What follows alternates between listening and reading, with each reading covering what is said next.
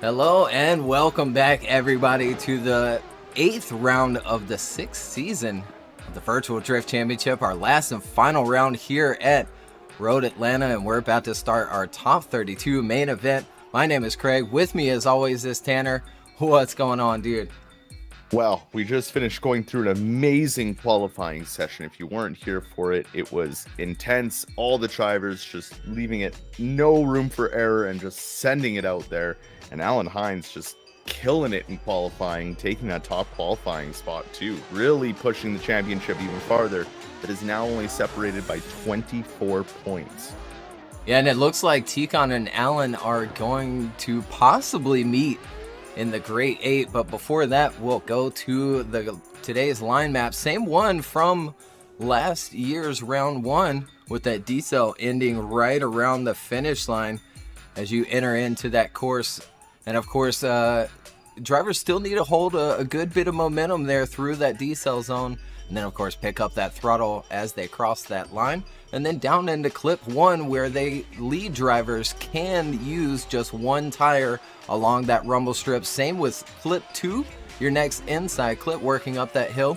And then they can utilize that full rumble strip coming up the hill with their 2 rear tires and into that second decel zone of the course, picking up throttle before you get to clip 4, your next outside zone. Stay on throttle all the way through this horseshoe as you pick up that next inside clip, clip 5, back down the hill where drivers need to stay off the rumble strip in that lead position, and then they once again can utilize it once more at that last and final inside clip, clip 7. Drivers just getting in their last bit of practice runs before we send them off for the first battles here in the top 32. And starting things out with Hines and Pavel Gross, it's going to be a fun battle to start things out with. Yeah, absolutely. They should be coming up to the line now.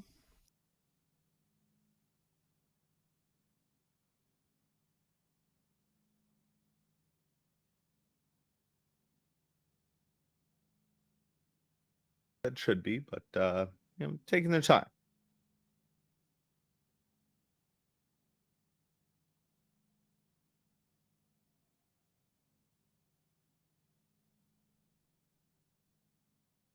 Judge is just going over a couple of extra bit of information before we send them off.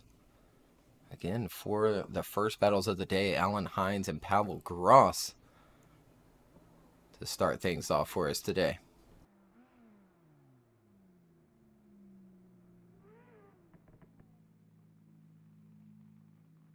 Here we go, coming to the line, Hines in that lead position, and beside him in that S14, that rotary-powered S14, Pavel Gross.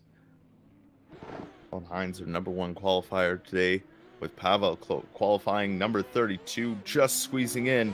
The lights go solid, and here we go for the first battle of the top 32. Hines out front, initiates in, already gapping Pavel pretty good. Pavel tries to dive in and get back up on that inside line, almost holding no angle to that second inside clip through the first outside zone and the second. Pavel's in that proximity zone now, but Hines is just putting on an awesome lead run here, putting it down exactly where it needs to be. A little early on the transition was Pavel, almost choking himself out there, having to straighten up just before they finish out the run.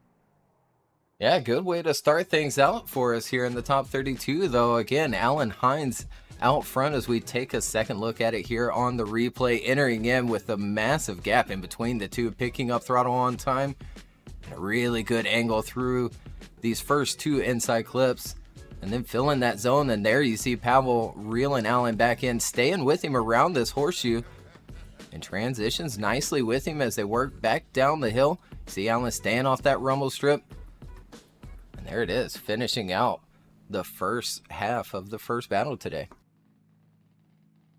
And back at the line, ready to go. Pavel Gross now in that lead position, and chasing him down will be Hines. The light goes solid, and the second half of this battle gets underway. Pavel with a very good initiation, getting in there, putting the car where it needs to be. Alan Hines just transitioning almost right on the bumper, as a little too inside was Pavel comes. They come up the hill, filling both the outer zones and grabbing that inside. Alan Hines just keeping that car where it needs to be in that chase position. Pavel not doing a too bad of a job out front either, but Alan Hines is all over him through that downhill section. Yeah, Alan, I think, did exactly what he needed to in that chase position here. As we take a second look on the replay, Pavel out front and certainly being chased down by Alan Hines. And a little bit of a gap there, but Alan quickly reeling him in. As you see, Pavel sacrifice quite a bit of angle before really coming up that hill and filling that first outside zone. But there's Alan right there with him along that bumper as they make that transition. And once more for the final one and across that finish line. So we'll go to the judges. Alan Hines on the left, Pavel Gross on the right, and quickly unanimous decision. Alan Hines gets the win and moves on into the top 16. Alan Hines advancing, and our next battle at the line ready to go. Oliver Eppinger in the lead position in that Toyota Supra. Beside him, Lachais Taziemski ready to do battle. The light goes solid and quickly underway. Oliver out front initiates in. Lachais right there beside him, though, as they dive into that first inside clip. Coming up the hill now. Lachais taking a very close inside line there to try and regain some of that proximity, as a drop tire there from the lead position as they come around that keyhole section and make the transition down the hill. Again, a little inside was Lachais on that transition down the hill, but they stay door to door through the last two clips. Yeah, it was a good first half here as we take another look. Oliver Eppinger out front in his Supra, being chased down by Lachais Taziemski. Entering in smooth as Oliver, but Lachais really right there with him, sacrificing a bit of that line there across that rumble strip, dropping maybe a tire along the outside of it. Oliver filling the outside zones, grabs that clip. Nice transition back down the hill. He's on a bit of an inside line, but he does make it around that rumble strip. And then they go, finishing out the first half of their battle. And now back to the line, ready to see who will advance on to take on Alan Hines. Lachais Taziemski in the lead position. Oliver Eppinger now giving chase. Down the hill they come, and initiating in is Lachais. Right with them is Oliver Eppinger. Good line by Lachais out front, just grabbing that inside clip as close as he could be. But look at Oliver all over the door of Lachais. They come through those outer zones, really just keeping it on the fender as they may leave just enough room for that transition as they come down the hill. Oliver just trying to time it right so he can do the transition. And look at that, Oliver not leaving that door the whole way through. Yeah, Oliver really applying some pressure here as we take a second look once more at Lachais out front and just burning those tires down the straight, getting all the speed that he can there. And a little bit on the inside of that first inside clip, does drop one across there as well. Continues on, filling that outside zone, but look at that, Oliver Eppinger just right there along that bumper, making that transition as they leave the horseshoe, and once more for the last and final one, and he stays with him as they cross the line. But overall, a close battle between these two as we go to the judges. Oliver Eppinger on the left, Lachais Taziemski on the right. Or could we maybe see him go one more time?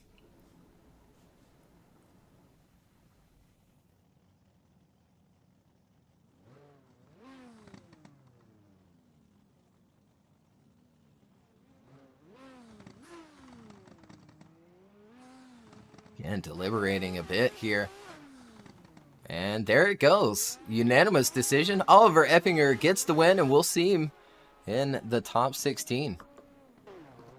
Very good job there from Oliver. Kept that pressure the whole way through his battles. Now we move on to the next one. Econ Plesky against Kristoff Dizzidon, but I think Econ is going to get a bye run. But Econ automatically moves into the top 16, further advancing his spot as the current championship point leader, as he gives us a nice show-off run here of this beautiful Road Atlanta course.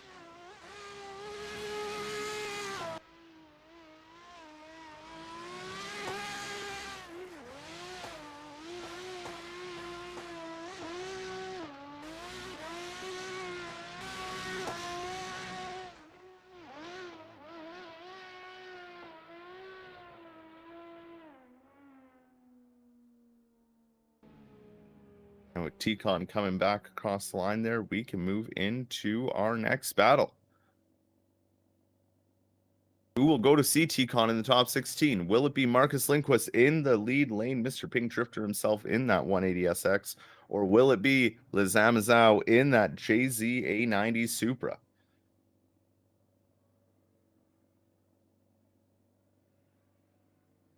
I think we're getting from Marcus that he can't see the light.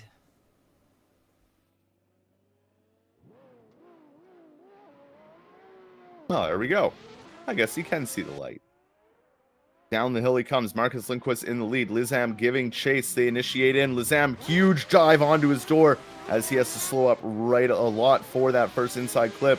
Coming up the hill now. Lizam trying to keep that pressure through the outer zones. A little wide goes Marcus onto that dirt, but Lizam is not shaken in that chase position as they transition down the hill. Lizam tries to get it back on the door and trying to time it just right to scrape that bumper as they transition to that last inside clip and finish door to door. Yeah, and they certainly do. Another really good start to a top 32 battle here. This time, Marcus Lundquist leads Lizamazau here on the replay. That first half battle. Marcus a little attentive on that initiation, but continues on, and Lizam reels him in, stays with him here as they get to the top of the hill, filling that next outside zone. Marcus looks to maybe drop him a little bit of a tire there as he kicks up a bit of dirt. Coming back down the hill, nice and tight to the inside clip, and Lizam right there with him, crossing that finish line.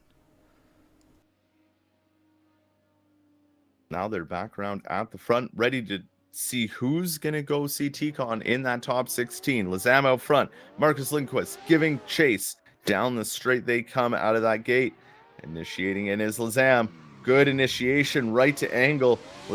Marcus struggling a little bit behind, but trying to make up that gap through that second inside clip as they come through outer zone 1. Now through outer zone 2. A little tap there from Marcus in the chase position as they transition down the hill. Now Lizam's got to get it right to get into that inside clip, and he does. Marcus is all over the door of Lizam, though, as we'll see what the judges have to say about this battle. Yeah, absolutely. And it looks like Marcus got caught up in that transition, leaving the horseshoe. We'll take another look at it here on the replay. Lizam out front and a great initiation, good angle. Picks up that throttle on time, nice along those inside clips. And you see Marcus reeling back in up the hill, sacrificing just a little bit of that line. This time Lizam doesn't drop a tire along that outside zone too. And there you see a gap open up, and Marcus a little bit late getting to that angle that he wants. And there they go across that finish line, back door to door. But we'll go to the judges. Marcus on the left, Lizam on the right.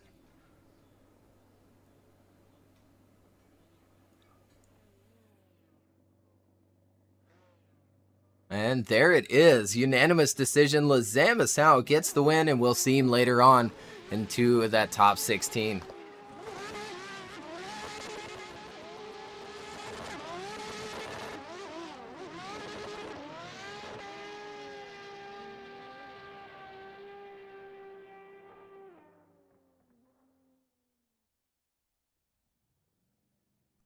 That looks like that's going to do it for our first group of top 32. We'll take a look at the bracket here. You see Alan Hines getting the win over Pavel. Oliver Eppinger getting the win over Łukasz Tasiemski, Econ Plesky, and Lizamazau both getting their wins in the top 32. And they'll battle it out in the top 16.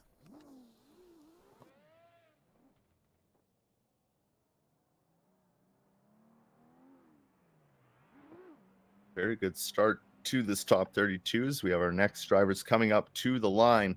Alexander Yegard in the lead position in that S14 up against Brandon Patrick in the Ferrari 599.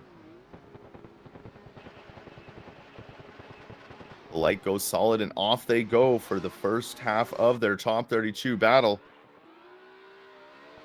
Yegard initiates in right to angle. Huge angle from Yegard out front, making that inside clip work.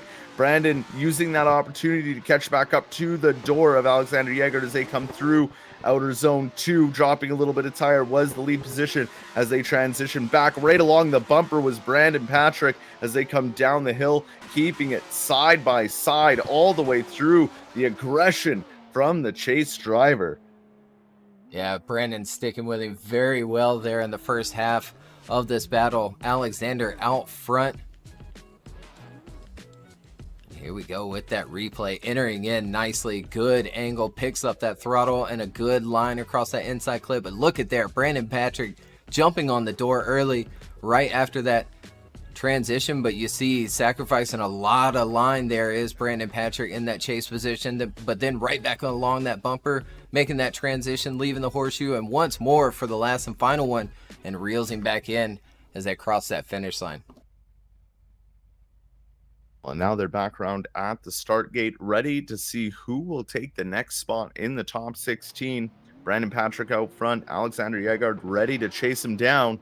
The lights go solid out of the gate, and down the hill they come on the throttle. Initiating in, Brandon Patrick right with him, Alexander Yegard doing his same initiation in that chase position, but able to catch back up through as they climb up the hill through outer zone 1. Alexander Yegard hits Brandon Patrick, forcing him offline. Brandon Patrick continues with it and sticks with them as Alexander Yegard continues to apply that pressure and try to take the win. But that contact is definitely going to be something the judges will be looking at. Yeah, I really think it is just going to come down to that contact coming up that hill there and pushing Brandon Patrick wide. Here we go with that replay, picking up throttle on time. Good line through that first inside clip, both of them. And then Alexander reels him in. And there you see even Brandon back on power as well. And that contact happened back down the hill. They continue on. Alexander still applying all that pressure there. And there they go across that line. But as you said, it's all going to come down to that contact. We'll go to the judges. Alexander Yegard on the left, Brandon Patrick on the right. And there it is, unanimous decision. Brandon Patrick gets the win and moves on into that top 16. Good job indeed there from Brandon Patrick. So we have our next battle at the line. Pontus Jacobson in the FD RX-7. Not many of these left in the Virtual Drift Championship. Up against Lachais in his BMW. The lights turn on and solid they go, and the start of this top 32 battle gets underway. Pontus with that screaming rotary ready to unleash it as they initiate in. A little hit there from Vicaris on the initiation, getting a little too close as they come up the hill through outer zone 1. Vicaris now settled in nicely behind Pontus as they come through this keyhole section, grabbing that inside clip nicely and making the transition down the hill. The chase driver trying to apply the pressure and trying to make up for that little hit on that initiation as they finish out door to door. Yeah, here we go with that replay. Pontus out front being chased down by Vicaris Lucas and just flying down this hill as Pontus entering in. And it takes him a minute to really get to that angle and kind of upsets the car a bit. And he goes wide of inside clip, but grabs the next one. Vicaris right there applying the pressure in that BMW. Smooth around that inside clip and a good transition to leave that horseshoe, staying right there with Pontus out front. And once more along that bumper, reels him right back in across that finish line. Now back at the start, ready to go again. Vicaris out front, Pontus Jacobson giving chase as they get off of that light, smoking the tires as Vicaris off of the line as they initiate in. Vicaris on a good line, but look at that from Pontus in the back, holding that angle and catching up to the door of Vicaris, having to make a correction in that chase position, but so does the lead as they come through the second outer zone and through the keyhole, transitioning down the hill now. Pontus really putting on that pressure and keeping it on the door as they transition to the final inside clip. Pontus finishing right beside Vicaris as they cross that finish line. Yeah, Pontus going after it there in that chase position as we take another look here on the replay. Vicaris out front in that BMW and entering in strong, gets to that angle really quick and picks up the throttle when he should and holds a nice line through those first two inside clips. You see Pontus make a couple of angle corrections there in the chase as he comes up the hill in that chase position, but stays right there with him through the horseshoe. Back down the hill they go. Lachais looking really smooth. And last and final transition, there they go across that finish line with Pontus applying as much pressure as he can, and we'll go to the judges. Pontus on the left, Lachais on the right. And there it is. Pontus gets the win, and we'll see him in the top 16. Sure will, up against Brandon Patrick in the top 16. So now we decide the next part of it. Robert Kavinsky at the line in the lead position in his 370Z. Did an amazing job in qualifying today, up against Dimitri Mitten in that S15 in the chase position.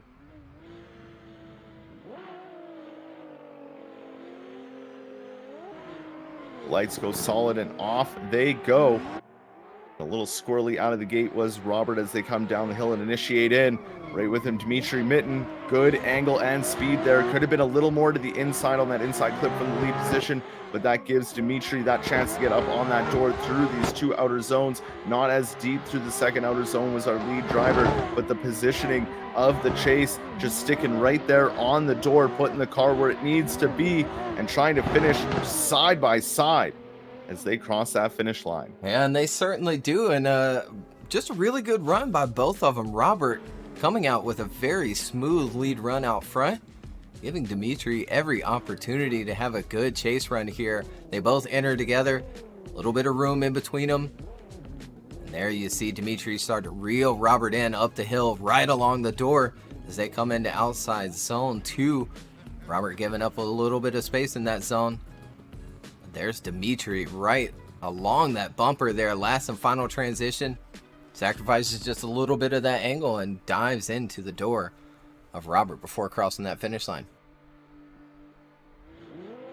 And now back at the start gate, Dimitri Mitten in the lead position. Robert ready to chase him down as the light goes solid and off they go down the hill.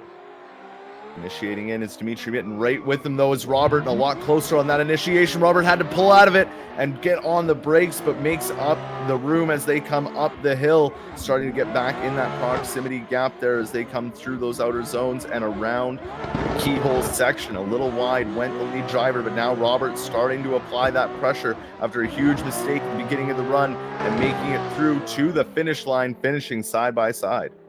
Yeah, and really jumping onto that door in that last and final transition is Robert. So we take another look here. Dimitri out front, entering in.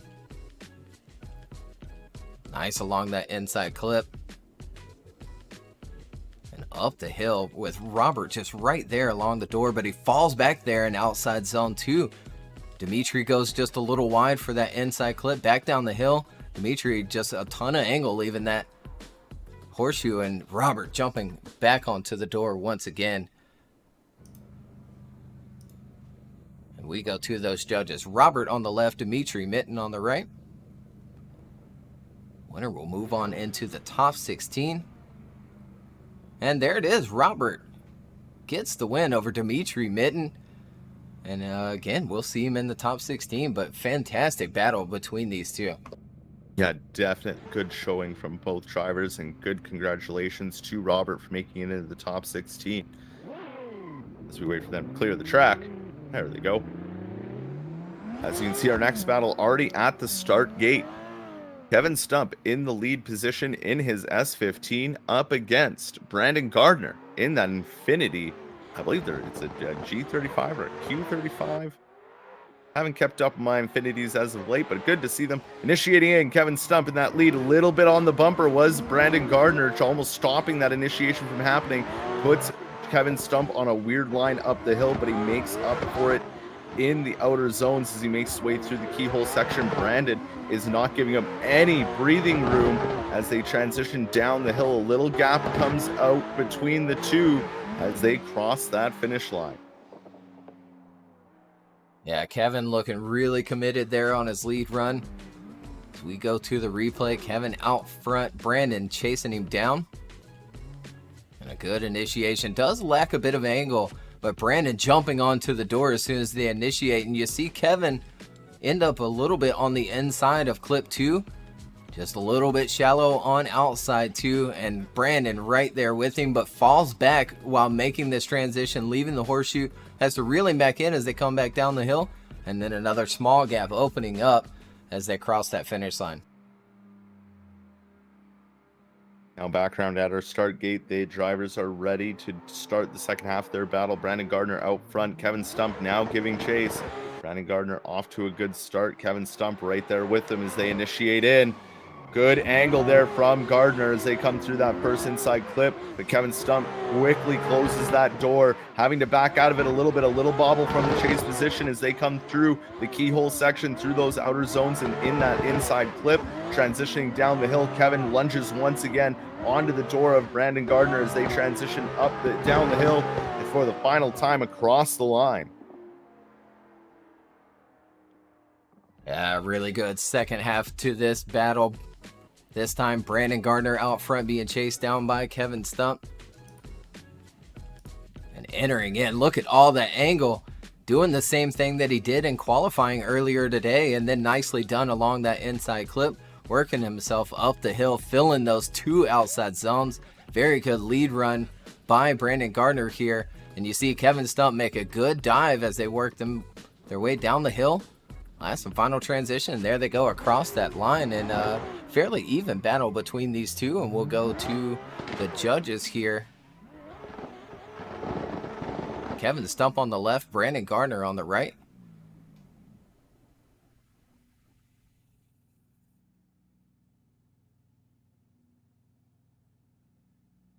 And there it is. Brandon Gardner gets the win in that Infinity and moves on into the top 16.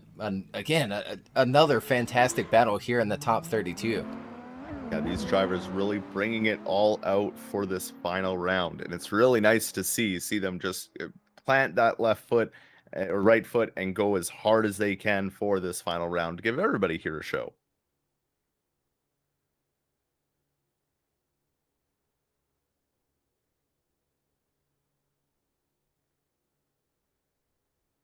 Take 2 seconds to wait for our next group of battles to load in. Already another group down. There's only 4 more spots left to take, or 4 more brackets in the top 16 to take, 8 spots in total. And we'll be starting the next things out with Rhys, Tatterson, and Warren.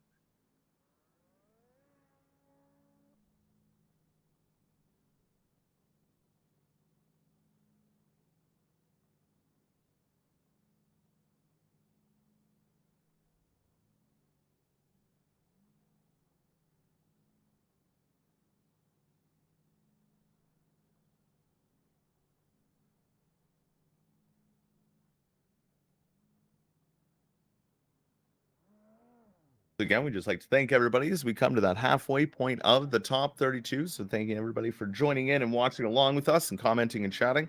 Great to see you all talking and seeing who's your favorite drivers, who's maybe winning what battles, as we have our next one coming to the line now. Rhys Tatterson qualifying just behind his teammate Alan Hines. Now going to be in that lead position in that Project Academy S15 up against Warren in that awesome BMW.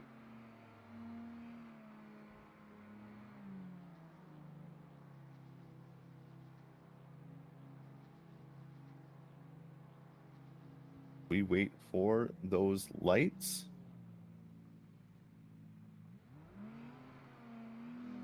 Lights turn on and solid they go. Rhys Tatterson gets out of the gate clean. Right behind him, Warren ready to chase him down as they come into that initiation. Huge gap off the initiation. Lots of angle from Rhys Tatterson as he unwinds it and gets into that next inside clip. Uses that opportunity to close the gap and get on the door.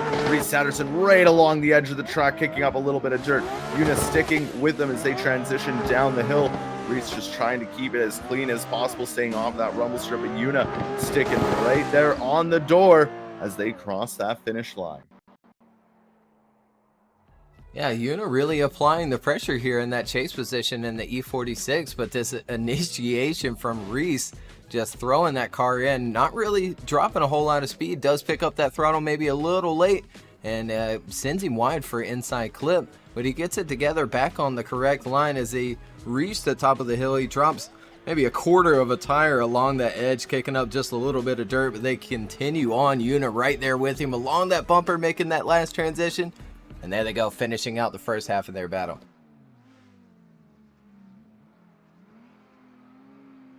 Now at the start gate, Una Warnen out front, and Rhys Tatterson ready to chase him down. The light goes solid and off they go.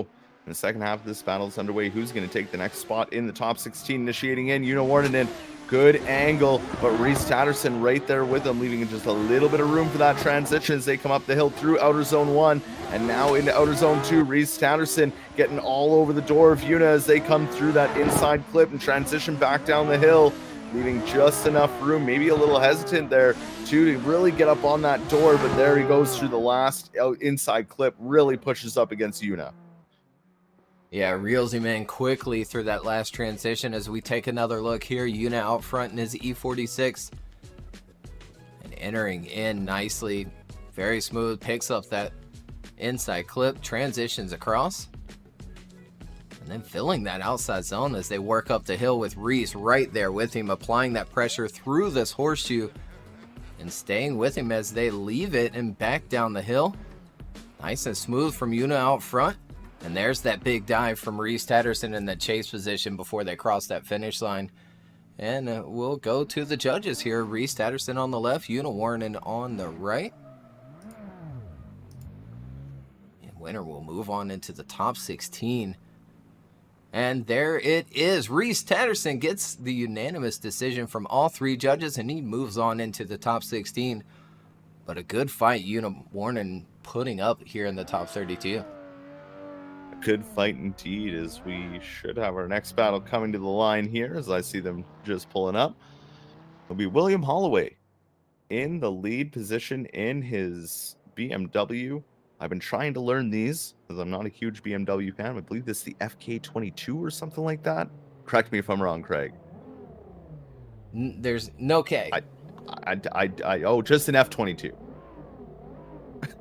I don't know. Or actually, no. So earlier in the season, he was in a 22, but he ended up switching to a E92 as he liked the bigger wheelbase. E92.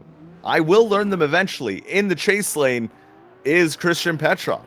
Initiating in, William Holloway, very slow to angle. That gives Christian a chance to get there, but Christian kind of almost over-rotates, has to pull out of it, and gets back on the throttle. William Holloway stays on a good line up the hill through the two outer zones. Christian trying to regain that proximity. He did lose up the hill as they transition down now. Christian on inside line, and William almost missing that inside clip, getting onto it very late as they cross the finish line and finish out the first half of their run. Yeah, good start to their battle here, and yeah, so I had it backwards. He is in the 22. Ah, that's right. I started the season on the 92. Here we go, up front. And dropping quite a bit of speed out front is William Holloway, and Christian reeling him back in up the hill. And then William pulling away a little bit, leaving that outside zone, and once more leaving the horseshoe as they work down the hill. Christian sacrificing some line to try and stick with him, but falls back once more before finishing that course. And now back around at the start gate. The lights go solid. Christian Petrov in the lead. William Holloway giving chase. Christian Petrov lighting up those tires out of the gate as they initiates in. William Holloway a lot closer. Had to back out of it though, so he didn't hit Christian Petrov as Christian Petrov gets a great transition up the hill. And now it's going to be the fight from William Holloway to regain that proximity as they come through that inside clip out of the keyhole. Now right on the door is William Holloway to Christian Petrov as they come through that inside clip. Transitioning one more time, a little bit of proximity loss there on that transition. But overall, a great battle from these two. Yeah, great battle indeed as we take another look here on the replay. The second half of their battle, Christian out front this time, entering in, tons of angle, picks up that throttle and takes off through these first two inside clips and up the hill. And there you see William reeling him back in, sacrificing a little bit of that angle to stick with him as they come into outside two. But then right there with him as they leave the horseshoe down across that inside clip. And last and final one, William falls back and they finish out the second half of their battle. We'll go to the judges. William on the left, Christian on the right.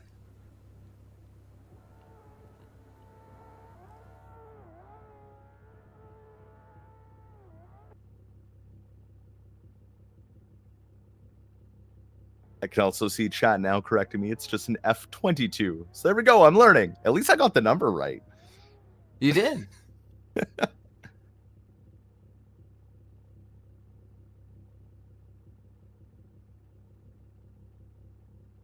The judges deliberating a bit on this battle between these two.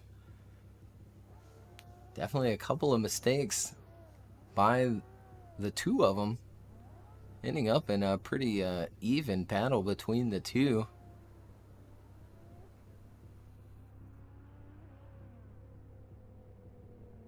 I think there is a chance we might even see our first one more time. And almost. So Chris and Ed choose Christian Petrov, and Matt goes with a one more time, but that's enough to give Christian Petrov the win, and we'll see him in the top 16.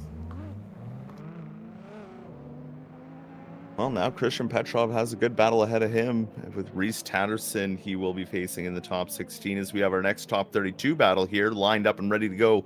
Mustafa Amine in the lead position, and in the chase, Cages Alunas ready to battle it out to see who will take the next spot in that top 16.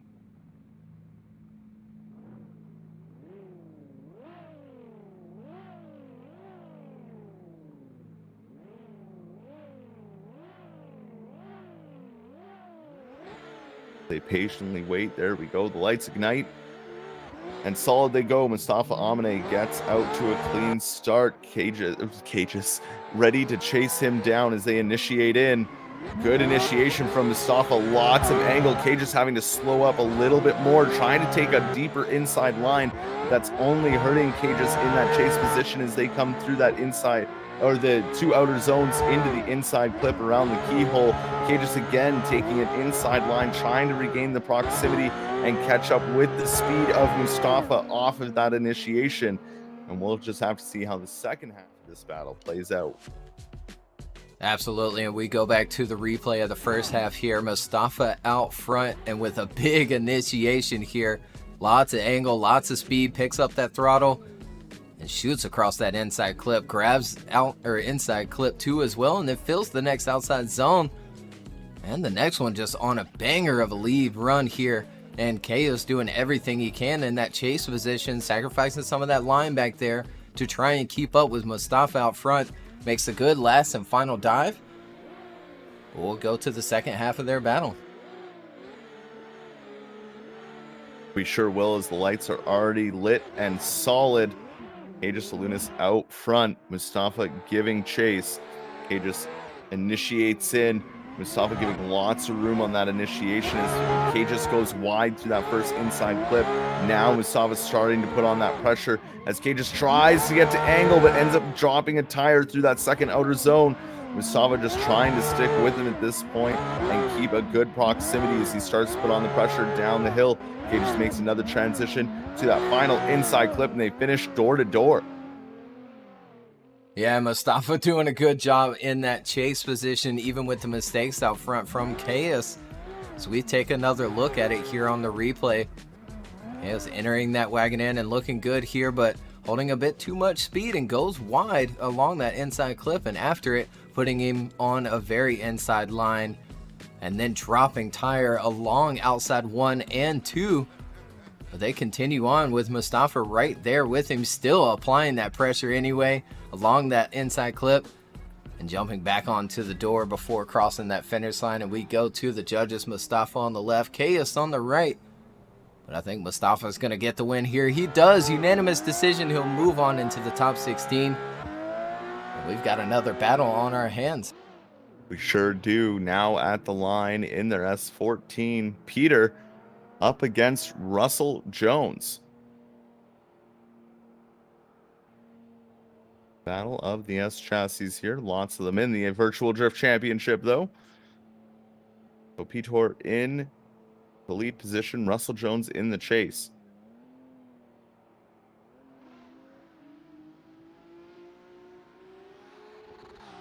The light goes solid and off they go. Good start there from Peter, but Russell Jones sticking right with him as he initiates in almost on the bumper as they come down into that first inside clip. Both of them on a good line so far as they transition up the hill. Russell Jones starting to put on that pressure through outer zone 1 and outer zone 2 as they come through that keyhole. Good line by Peter out front. They transition down the hill, but Russell is giving them no room to breathe as they transition and come through that finish line door to door. Yeah, an exciting first half of this battle between these two. Peter out front, being chased down by Russell Jones here on the replay. Nice smooth initiation. Not a whole lot of angle from Peter. But Russell doing a good job in that chase. Using that rumble strip. Stays with him as they work up that hill. Filling that next outside zone as both of those drivers. And cleanly around that inside clip. Again, Russell staying right there with him. But Peter on a very nice lead line. And there they go across that finish line for the first half of their battle. They sure do. And now they're back at the gate. Ready to see who's going to take the next spot in the top 16. Russell Jones out front, Peter giving chase. Who will see Mustafa Amine in the top 16 as we wait for those lights to ignite? There they go. And off they go for the second half of this top 32 battle. Again, Russell Jones out front, Peter giving chase. Russell Jones initiates in, so does Peter right there with him. A lot more angle. Oh, right to the inside, almost going off track there. Peter manages to catch it after going so far inside. But now Russell Jones out front doing what he needs to do. Peter's composed himself and gotten back on the door of Russell Jones as they come out of the keyhole section and down the hill to the final inside clip. Peter trying to get back on the door, but just couldn't make it happen. Yeah, and almost had some more contact there right before that finish line, but manages to stay off of him. We'll take another look here on the replay. Russell out front. And there you see Peter just bombing to the inside there. Somehow gets around that inside clip and then reels him back in here at the top of the hill. Now applying that pressure in that chase position. Russell doing a good job out front. Almost a bit of contact there on that transition as well. And last and final one. See there, Peter really going after it there in that chase position and almost causing contact. And we'll go to the judges. Peter on the left, Russell Jones on the right.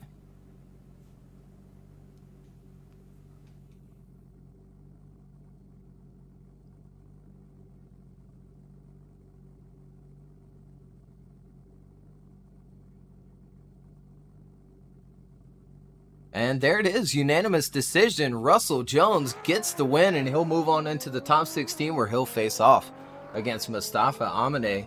And we've got just one more group here in the top 32. 4 more battles coming up.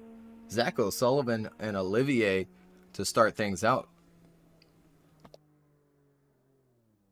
Good job there to Russell Jones. That will be a good battle coming up, the Zach O'Sullivan and Olivier battle. Zach O'Sullivan did very good in qualifying today. Almost thought he was going to take that top qualifying spot till Alan Hines came out of nowhere and just absolutely destroyed it.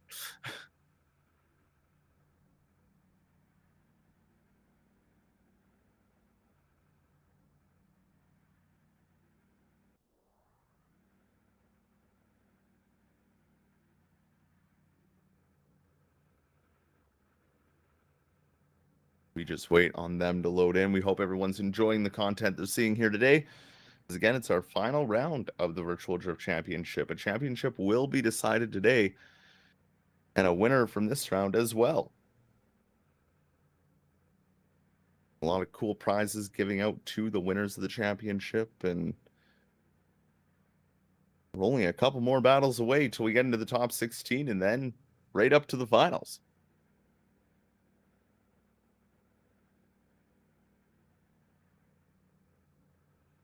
Absolutely, as we wait on these drivers joining in.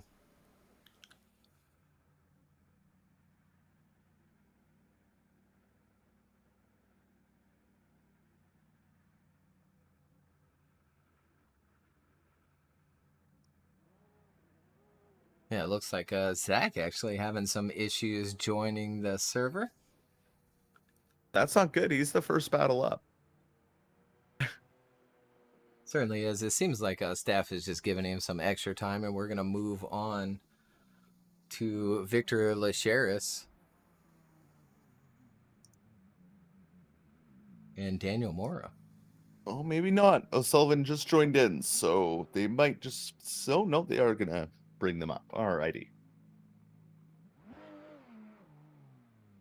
The next battle up, Victor Lachais up against Daniel Mora. Victor Lachais in that 240SX in the lead lane, or 180SX, sorry, in the lead lane, up against the BMW of Daniel Mora. The lights go solid, and this battle is underway. Initiating in as Victor did a great job in qualifying. Tons of speed into that first inside clip. Daniel Mora pulling out some of the angles that he can catch back up to Victor as they come up the hill through outer zone 1. And a big contact from the chase position. Chase position backs right out of it, but it does not upset Victor. Victor stays on the lead line and keeps pushing towards the end, giving a huge gap between him and the chase position of Daniel Mora. Yeah, there sure was, and we'll take another look at it here on the replay. Victor Lachais out front, leading Daniel Mora. And entering in strong, nice and smooth, picks up that throttle, good line across that inside clip. First transition, you see Daniel get a little upset there, and there's that contact. And almost bringing the car to a halt is Daniel Mora in that chase position as Victor Lachais continues on with his lead run and finishing the run out strong.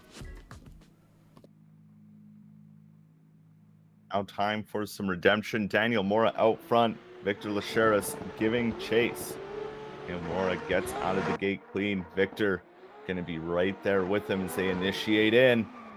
Good initiation from Daniel Mora. Victor really pushing off that initiation, getting through that inside clip as they transition off up the hill through outer zone 1. Victor's keeping right with them as they come through outer zone 2 and through the keyhole. Victor's giving them no breathing room whatsoever as they come down the hill through that inside clip and transition to the final inside clip of the course. And I think Victor Lachais is going to get this one. Yeah, I think he did everything that he needed to do in that chase position, and then maybe even a little more as we take another look at it here. Daniel Mora out front, entering in smoothly, picking up that throttle, nice along that inside clip as well as that one.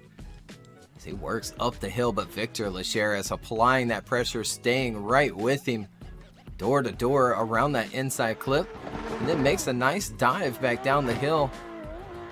As a lot of that room was cut off by Daniel Mora's a bit of an inside line there, but we'll take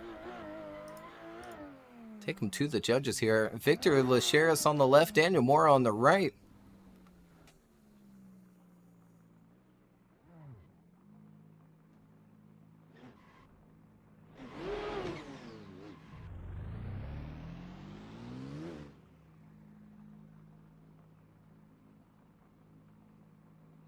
And there it is, unanimous decision. Victor Lachais gets the well-deserved win and moves on into the top 16.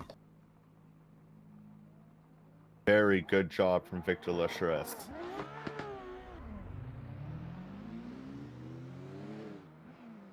Did amazing in qualifying and now into the top 16. But now we'll have Zach O'Sullivan up against Olivier, as Olivier just joins in the server. So really keeping it to the last minute there.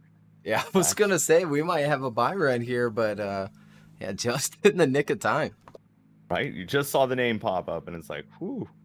You know, Chris is yelling at him, get to the line now.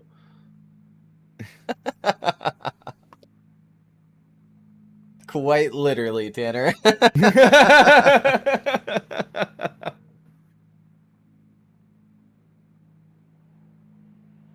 And here comes Olivier in the chase position in his S14.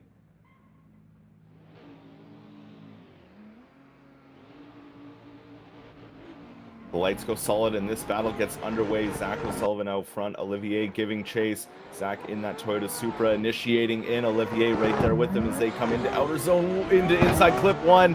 Ooh, that was close from Olivier, almost making contact with Zach O'Sullivan, having to back right out of it as Zach comes through the 2 outer clips. Now Olivier trying to regain that proximity as they transition down the hill, get the next inside clip. Olivier's there now trying to apply that pressure, nowhere near the amount of angle that Zach was holding through that sector.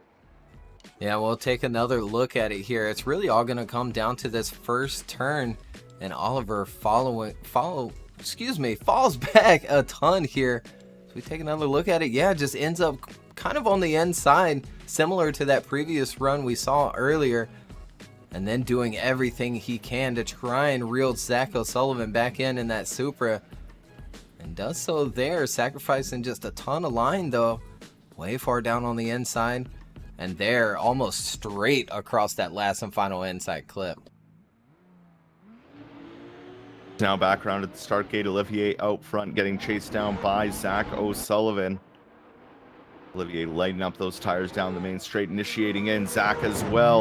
Olivier on a better angle this time and a better line as they transition up the hill. Zach cutting the line a little bit just to get up there. A little bit of contact though from Zach in that chase position, pushing Olivier a little bit wide, dropping 2 tires, but they stick with it as they come down the hill and transition one last time to that final inside clip and finish out almost door to door. Yeah, we'll take another look at it here. Again, Olivier out front, being chased down by Zach O'Sullivan in the second half of their battle here. Enters in nicely, picks up that throttle when he should.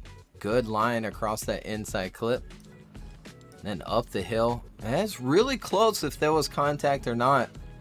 Extremely close in that outside zone as they make their transition, leaving that horseshoe back down the hill. There they go across that finish line. And we'll go to the judges. Zach O'Sullivan on the left, Olivier on the right. And judges might take their time here, taking a look at those replays.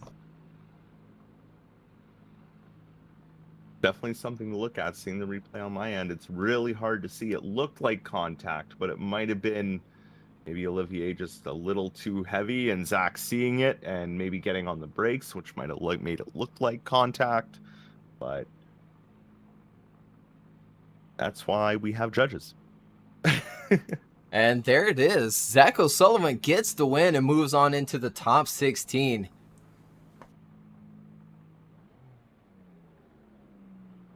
Zach getting that win over Olivier and going to see Victor Lachais in the top 16.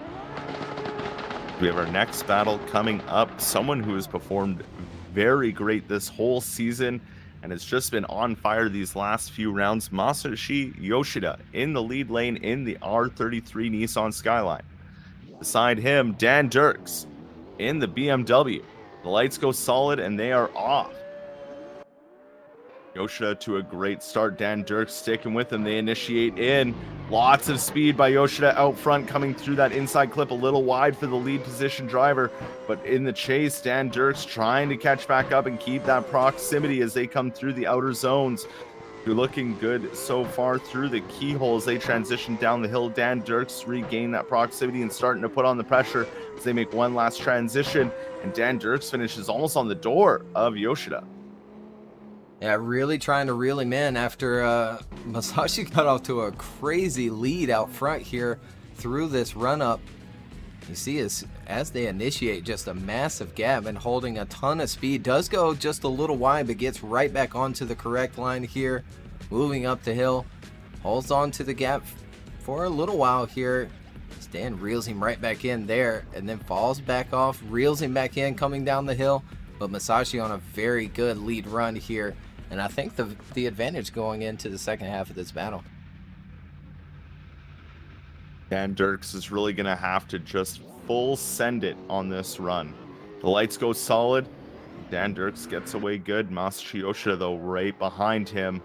Right along the bumper as they initiate in. Maybe a bit of contact there on the initiation as they come through that first inside clip. Dan Dirks goes super wide, trying to keep the car going on through this battle as they come through both the outer zones. More contact from Yoshida in the rear as they come through that inside clip on the keyhole as they come down the hill now. Masashi leaving the room for the transition, but hitting Dan Dirks again as they came through that final inside clip.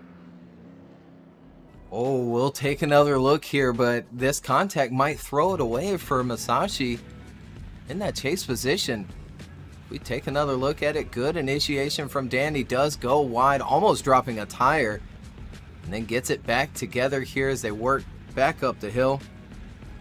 Doesn't quite have the right line there, but then The tap comes from Masashi in that chase position. Dan holds it together, making that transition, leaving the horseshoe. And then another one there along that front wheel of Dan Dirks. And we'll go to the judges here. Masashi on the left, Dan Dirks on the right. Winner will move on into the top 16.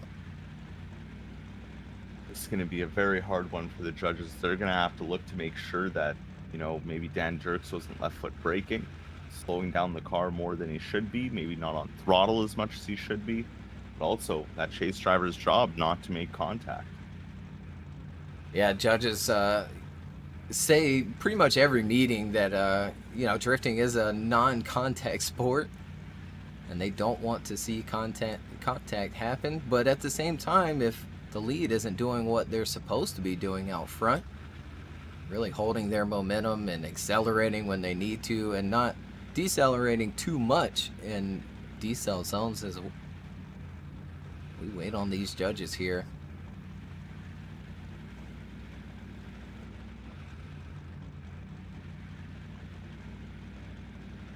That's the great thing about the virtual world, is we can have these kind of contacts and the cars are okay. Prides, not so much. Yeah, when you kind of throw away a battle there, which may just happen here with Masashi Yoshida. And unfortunate to see such a strong driver in that R33, and has looked good in it all season long. And one of our wild card drivers as well, receiving his license through our wild card event that we had late in the fall last year.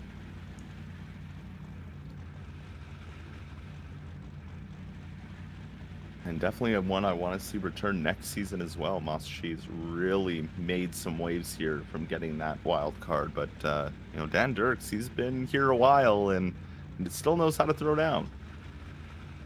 Yeah, absolutely. Dan has been here, I believe, since season 2, maybe season 3, but I think it was 2. Getting his license from having his pro license in real life. He actually took our banner that you see on the public cars and put it on his real car in real life. I thought that was freaking awesome. Same with the VDC name box. He put it all on his real car, had him printed out. Amazing. It looked pretty sick.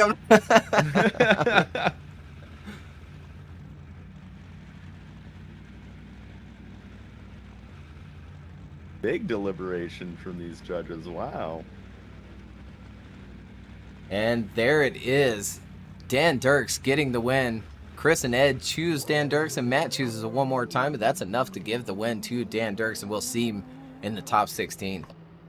Wow, what a turn of events for that battle. And I mean, Masashi, great to have you with us this season. You've put on one heck of a show. We can't wait to see what you bring next year or next season, since we you do the half-year thing. As we move on to our final battle of the top 32, Victor Alves up against Maxime Tingai. Another great battle. Both these drivers really know how to throw down, and it'll be a great way to end this season's final top 32. Victor Alves in the S15 in the lead position. Maxime Tingai in the FD RX7 in the chase.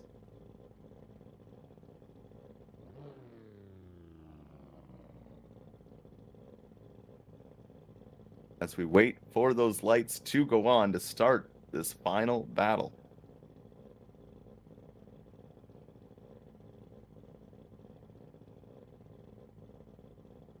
Maybe if I say it louder, the judges will hear me. There they go.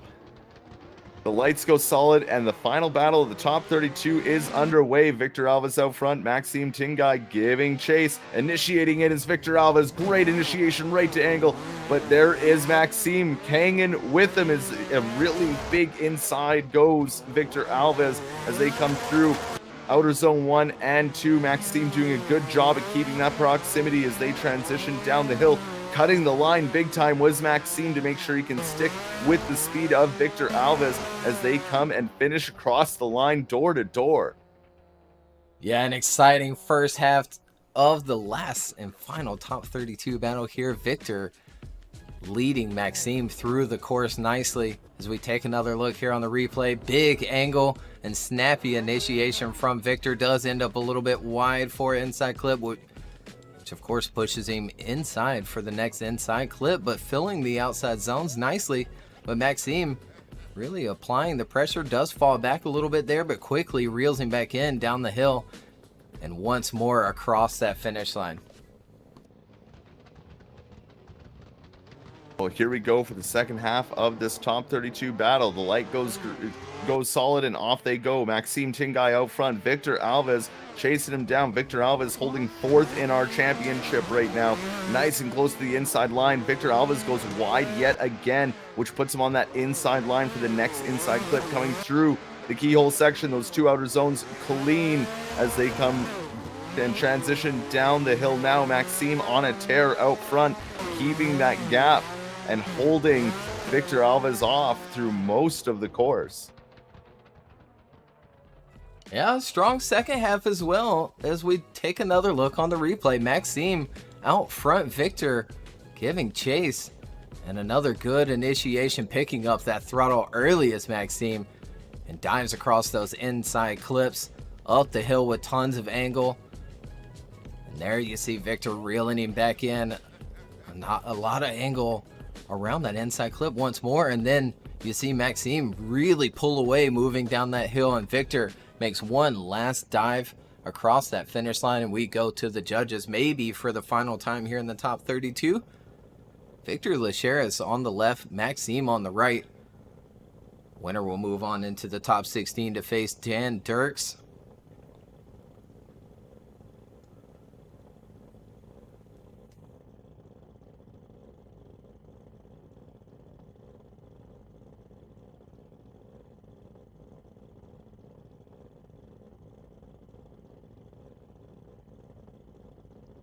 Just deliberating a bit here. Maybe we could see it one more time between these two here in the top 32.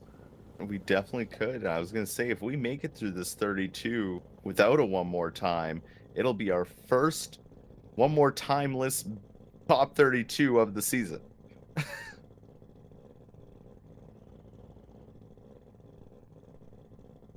And look at there, Maxime gets the win over Victor Alves and moves into the top 16, our last and final driver to do so. And he'll face off against Dan Dirks. But that's going to do it for the top 32 today here in the last and final round of Season 6 here at Road Atlanta. We're going to take a very short commercial break, and we'll be right back with the top 16.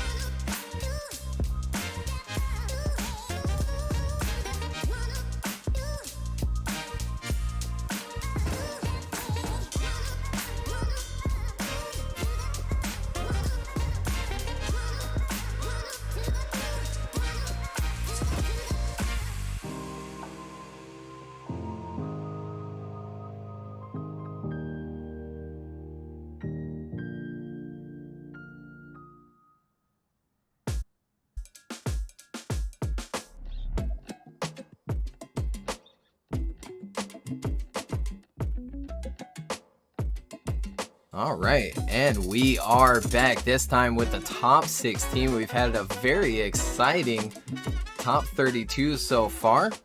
We'll take a look at that bracket. Alan Hines will face off against Oliver Eppinger, Econ Plesky against Lazamisau, Brandon Patrick and Pontus Jacobson, Robert Kavinsky and Brandon Gardner, Rhys Tatterson and Christian Petrov, Mustafa Amine, Russell Jones, Zach O'Sullivan, and Victor Lachais. Dan Dirks and Maxime Tengai will all face off here in the top 16. We've got our first group loaded up.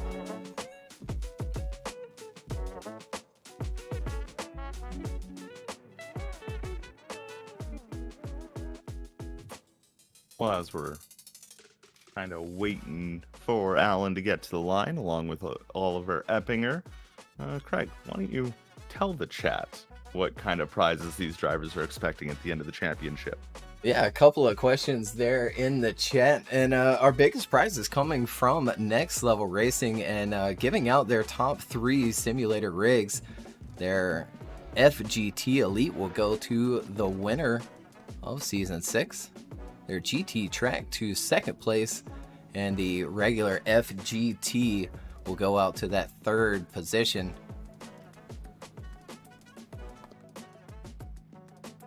And that's just some of them. Absolutely. And then 1, 2, and 3 also getting Grip Royal steering wheels right from Grip Royal with the VDC logo on them, even getting their rotator spacer kit with it, so that they can put it on their sim rig, and just absolutely fantastic steering wheels from them, just solid black, matching our theme and looking good on their sim wheels. There you guys have it. See, there are prizes to compete in our championship. As speaking of, let's get underway with top 16. Alan Hines in that lead position. Beside him, Oliver Eppinger, ready to chase him down. Alan Hines on the fight here to win this championship. We'll see if he can pull it off, initiating in. Great initiation, but Oliver Eppinger right there with him as they transition up the hill. Great transition from Alan Hines as they come through outer zone 1. Oliver Eppinger hitting Alan Hines in that chase position. It doesn't upset him, though, as they transition back down the hill and get right onto that next inside clip. A little bump there again from Oliver Eppinger in the chase position as they made that final transition. But what a top 16 this is going to be. Yeah, maybe even holding up the transition there of Alan Hines out front. We'll take another look at it here on the replay, though. Off to a good start. Big angle out front, but Oliver matches it and stays right there with Alan through turn 1. Falls back a little bit for that first transition, but then nicely reels him in and then gives him a tap from that chase position. Oliver Eppinger applying just a little bit too much pressure, and then right back onto the door, leaving that horseshoe. And then, yeah, catching the rear bumper is Oliver Eppinger in that chase position, kind of holding up that transition to finish out the course. Well, let's see how the second half of this battle will play out. Oliver Eppinger out front, Alan Hines giving chase. The light goes solid, and the second half of this battle is underway. Oliver Eppinger out front initiates in. Alan Hines with a crazy snap to angle in that chase position, and Oliver kind of running away there through that first inside clip, but now Alan Hines quickly regains that proximity as they come through the keyhole section, through the next inside clip, and make the transition back down the hill. Alan Hines starting to put on that pressure. What an initiation that was at the beginning as they finish out door to door. Yeah, we'll take another look here. Oliver Eppinger out front with Alan Hines giving chase. And I think Alan did everything he needed to do in this chase position. Then maybe even a little bit extra. He does make a big mistake back there, just really sending it in with too much angle, but then reels him back in quickly while Oliver doesn't quite fill that outside zone 1 coming up the hill, leaving a lot of room out there. You see Alan reeling him right back in, coming back down the hill. Last and final transition, dives back onto the door and across that finish line. So we will go to the judges and some mistakes that they both had in their chase runs. Alan almost over-rotating along that initiation, leaving a big gap, but then reeling him back in. And then you had Oliver Eppinger in the chase, maybe playing a little bit too much aggression, causing some contact, stopping a transition from happening almost. But Alan doing a good job to keep things going.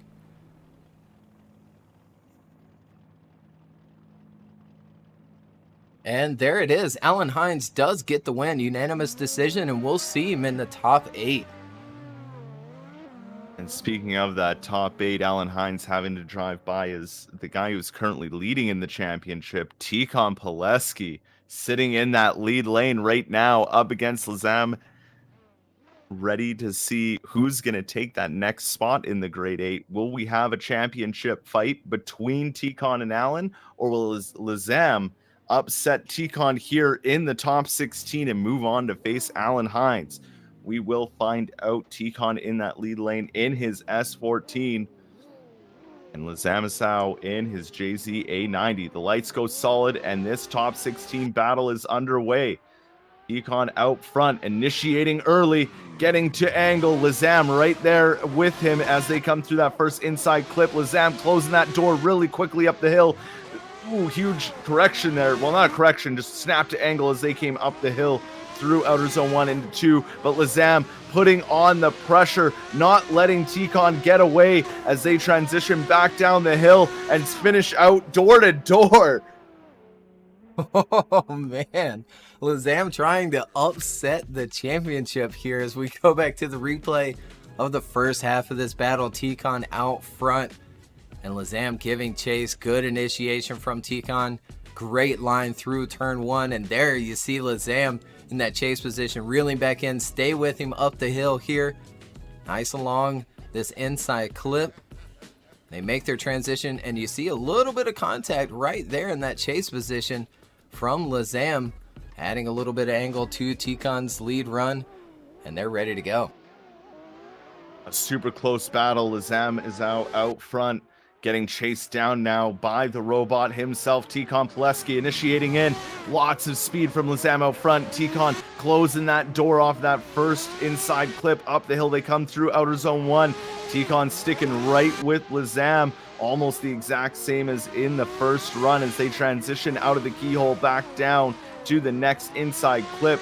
Look at the proximity from Econ. Econ just putting on that pressure and holding it beside the door of Lazam. Yeah, really applying the pressure indeed in that chase position is Econ Plesky. Chasing down Lazam here in the replay. And a good initiation by both, but you see Econ right there with him early. They make their transition. Econ reels him back in, coming up the hill. Stays clean, stays along that door while Lazam's on a good lead line here. Nice along that inside clip. And then right back onto the door, this time with no contact from that chase position. They make their last and final transition. And there they go across that finish line, and we go to the judges. Econ on the left, Lazam on the right. And there it is. Econ Plesky does get the win and move on into the top 8, where he'll face off against Alan Hines, who is right behind him in that championship position. That will be a battle to come. But first, we have Econ Plesky already moved on. We have Pontus Jacobson in the lead position in his FD RX-7. Beside him, Brandon Patrick in the Ferrari 599. And the light goes solid and off they go. Pontus Jacobson out front and initiates in. Brandon Patrick right there with him as they come down the hill and come into that first inside clip, making the transition up the hill. Brandon Patrick trying to put on that pressure as they come through outer zone 1. Good lead line here from Pontus as Brandon loses a bit of room there around the keyhole as they transition down to the next inside clip. And one last transition, Brandon putting on that pressure and regaining that proximity just before the finish. Yeah, Brandon falling just a little bit back there at the top of the hill. As we take another look here at the replay, Pontus out front.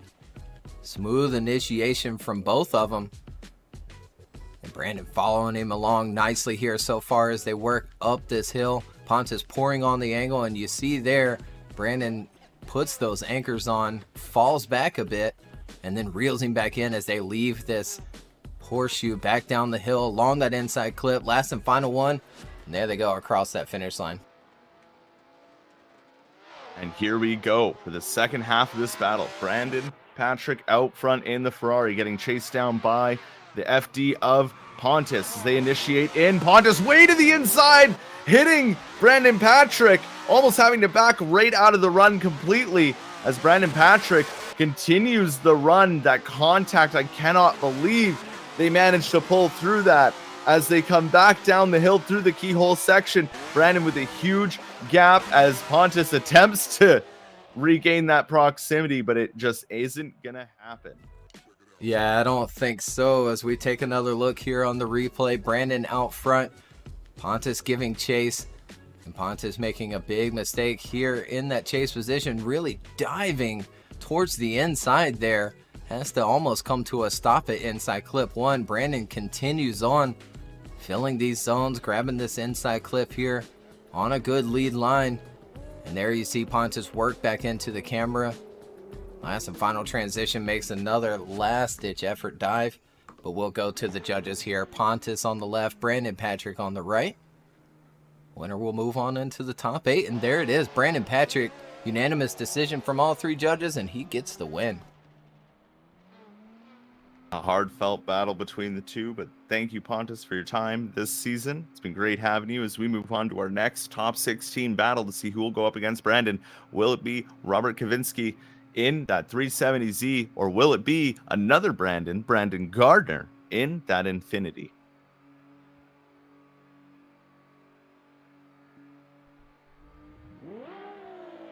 The lights go on and off they go. Robert out front, Brandon giving chase. Initiating in as Robert did very well in qualifying, but Brandon is very quick around here as they come through that first inside clip beautifully.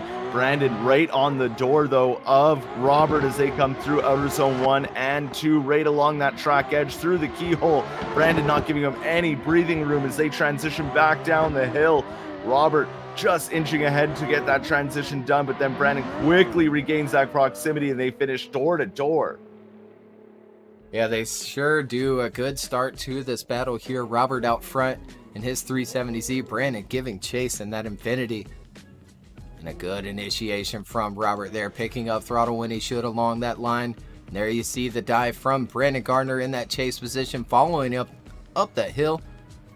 Picking throttle back up, filling that next outside zone as both those drivers nice and tight to the inside clip as well. And smooth back down the hill as both of them here. And there they go across that finish line for the first half of their top 16 battle. And now the second half ready to start up. Who will go to see Brandon in that grade 8? And we have a restart. That's very uncommon in the Virtual Drift Championship, but does happen. So now we'll try this again. The lights go solid and off they go. Down the hill they come. Brandon Gardner out front. Robert giving chase, initiating in. Lots of angle from Brandon out front as he has to try and pull it back together. But contact from the chase position, and Brandon backs out of it completely.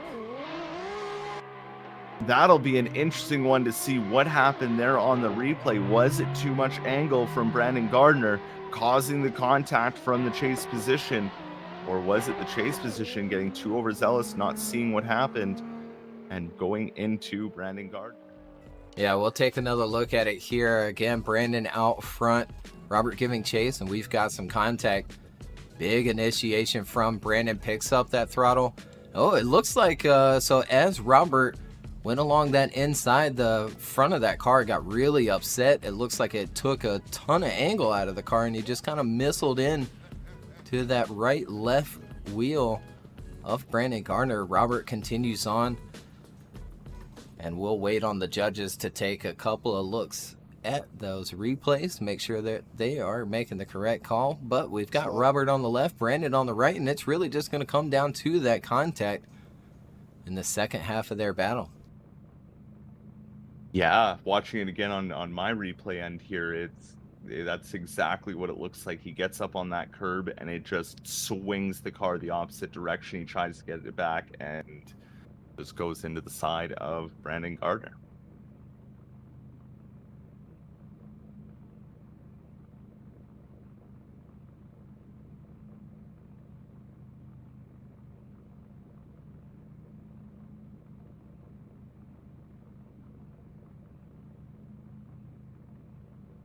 And now judges will have to deliberate that and just make sure that what they see is what actually happened, as they have a lot more data they're allowed to look at.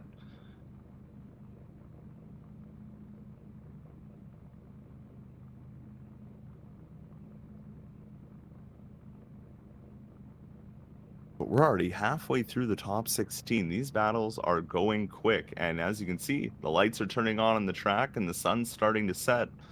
So exciting to see if we actually make it into the full night this time. Yeah, it's going to come close. We are moving on along through this event so far.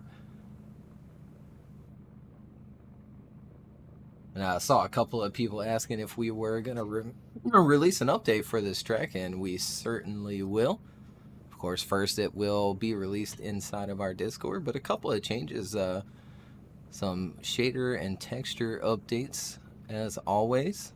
A couple of holes and seams along the track edges were fixed as well, especially at the top of the hill along outside zone 2. There was an actual hole along the edge of the track there that would certainly upset the car. That's been fixed.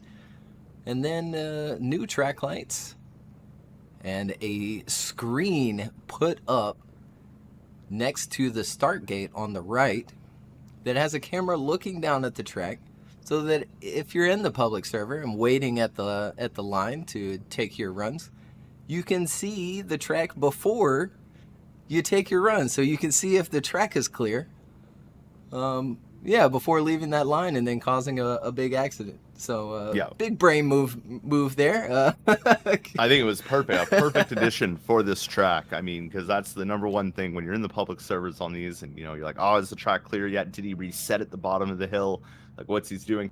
Now you can just peek over to the left there or the right and go, oh, look, track's clear. Let's go. Yeah, absolutely. I did. So we actually have one more time between these drivers here. Very interesting. Very. But one more times means more drifting hearing in on Chris there, it's actually a split decision. It does come down to the contact. And so the way Chris sees it is that Brandon dropped maybe a little bit too much speed and really kind of choked Robert up in his chase, leading him to take that inside line and jump the curb. Ed felt the opposite, and then Matt went with a one more time between the both as a shared fault. Well, here we go again then.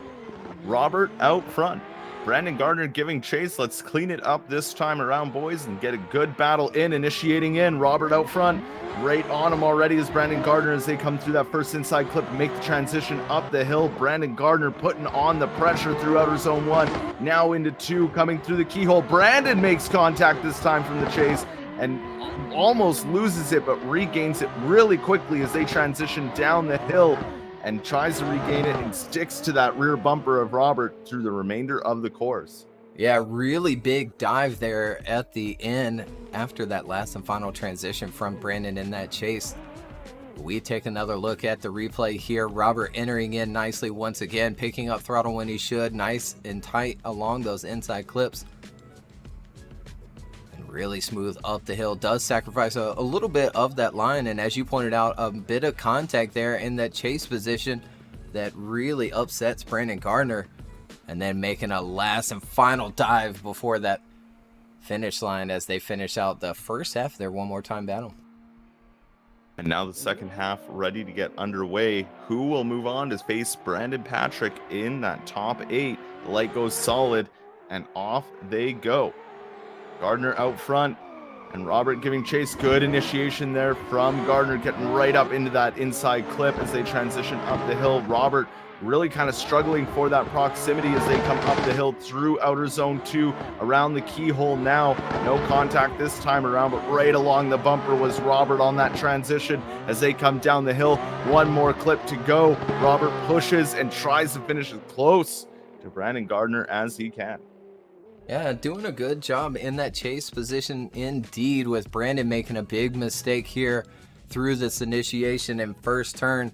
As you see him enter in with big angle, does pick up that throttle when he should, but on a very inside line along that first inside clip as well as the next one, but does a good job coming up the hill, filling those outside zones. But you see Robert right there in that chase position, diving in once more as they come down this hill, grabbing those inside clips, drops back just a little bit, and then makes one more dive before crossing that finish line. And we'll go to the judges here. Robert on the left, Brandon on the right. Who's going to get the win in our first one more time battle of the event? And Robert Kivsinski gets the win and moves on into the top 8. There we go. Robert up against Brandon again. But Brandon Patrick this time, not Gardner, in that top 8. So very good battle between those two. And if I had to bet, that was coming down to that contact. That contact there in the second half of the battle, as well as the big mistake from Brandon Gardner, dropping just maybe a little bit too much speed there and diving across that inside clip. Once more cutting off Robert in that chase position.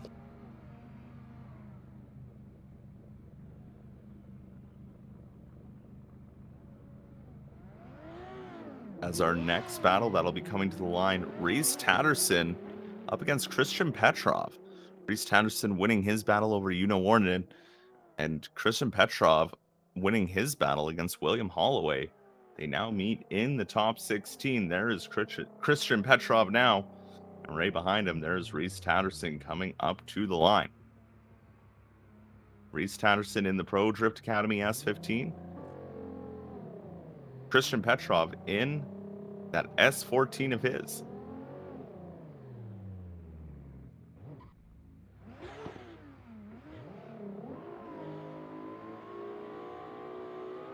The lights go solid, and this top 16 battle is underway. Who will take the next spot as they come down the hill? Initiating in is Rhys Tatterson. A little bit of a tap there from Christian Petrov. Oh, that got close as they make the transition up the hill. That's going to put Petrov on the back foot as Rhys is still on the accelerator coming through that second outer zone. They make it through the inside clip and transition down the hill. Petrov cutting that line to try and regain that proximity that he lost. Now making another dive to get up on the door of Rhys Tatterson and kind of sending him off course a little bit there. Yeah, he certainly did there after that last and final finish line, but we take another look here on the replay. Rhys Tatterson out front, initiating nicely, does pick up throttle a little late there and misses out on that inside clip. Maybe even chokes up Christian Petrov just a little bit there as they continue on. Rhys doing a good job out front now, nice and smooth, leaving that horseshoe. And there you see Christian making a big dive there along the inside to try and catch back up to Rhys Tatterson, and having some contact there as they cross that finish line. And watching the replay myself, it does look like Petrov does his rear bumper as they initiate in, but we'll see how the second half of this battle goes. Christian Petrov out front, Rhys Tatterson chasing him down, initiating in. Rhys Tatterson already following that line and angle. Christian Petrov looking good so far as they climb up the hill to the first outer zone, now to outer zone 2. Through the keyhole, good line that Christian Petrov is on here. Rhys Tatterson taking that farther inside line just like Christian did to try and regain that proximity, and a dive now to get up on the door of Christian Petrov as they cross the line. Yeah, not a bad second half here as we take another look. Christian Petrov out front this time in the second half against Rhys Tatterson in that chase position. Good initiation from both of them, going a little bit wide and then down on the inside of inside 2. They're filling these outside zones as Christian Petrov out front. Rhys Tatterson right there falling back and really sacrifices a ton of line there in that chase position. and gets caught up before making that last and final transition. So mistakes here and there from the both of them. We'll go to the judges. Rhys Tatterson on the left, Christian Petrov on the right. And there it is, one more time between these two. Always a good thing to see it one more time. Means more drifting and more time we get to spend with you guys. One more time's a good call for that battles. Maybe just clean it up a little bit and fight a little bit more fair.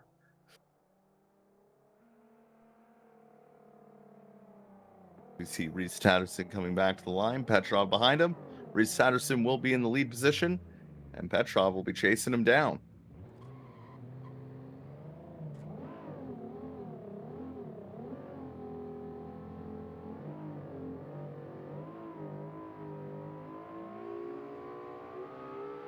And the light goes solid, and this one more time battle is underway here in the top 16. A good getaway from Rhys Tatterson, leaving a bit of a gap there from Petrov in that chase position as they come through that inside clip. Petrov does catch back up as they start to climb the hill through outer zone 1. Petrov just trying to regain that proximity as Rhys Tatterson is doing what he needs to do in that lead, as another cut line there from Petrov to try and keep that proximity to Rhys Tatterson as they finish out almost door to door. Yeah, much cleaner first half here in their one more time battle. Rhys Tatterson out front here in the replay and off to a really big start. Good initiation this time, but almost late once more, picking up that throttle as they need to do it as they cross that finish line, but smoothly up the hill. And you see a little bit of contact there in that chase position from Christian Petrov. He falls back, but stays in it very nicely. He does go across the inside and once more here in that chase position along that rumble strip, but overall a much cleaner first half of their battle. And now the second half is to get underway. Christian Petrov out front and Rhys Tatterson chasing him down. Good getaway there from Petrov, but Rhys Tatterson not far behind him, initiating in. Looking good from Petrov so far out front. Good line into that first inside clip as they transition and come up the hill. But there's Rhys all over him as they come through outer zone 1 and 2. The proximity is there from Rhys Tatterson as they transition down the hill, not cutting that line. Christian Petrov a little bit wide for that inside clip, but there's Rhys Tatterson finishing out right on his door. And Rhys almost a little bit too aggressive here and there in that run, almost catching the back bumper of Christian Petrov through a couple of these transitions, but good initiation by both. Rhys staying right there with him. And here you see Christian take a very inside line along inside 2, then fills these outside zones nicely with Rhys right along that door. And Rhys waiting on that transition back there in that chase position. Then once more here, and dives right along that door before crossing that finish line. And here we go to the judges once more between these two drivers. I don't think it's another one more time. I don't think it's been cleared. There it is.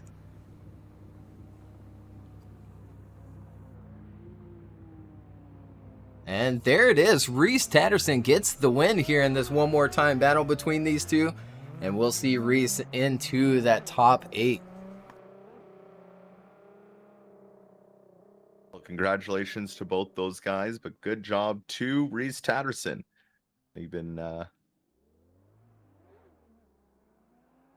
doing good all season, so it's nice to see you back up in that grade 8 and hopefully further on as we have our next top 16 battle.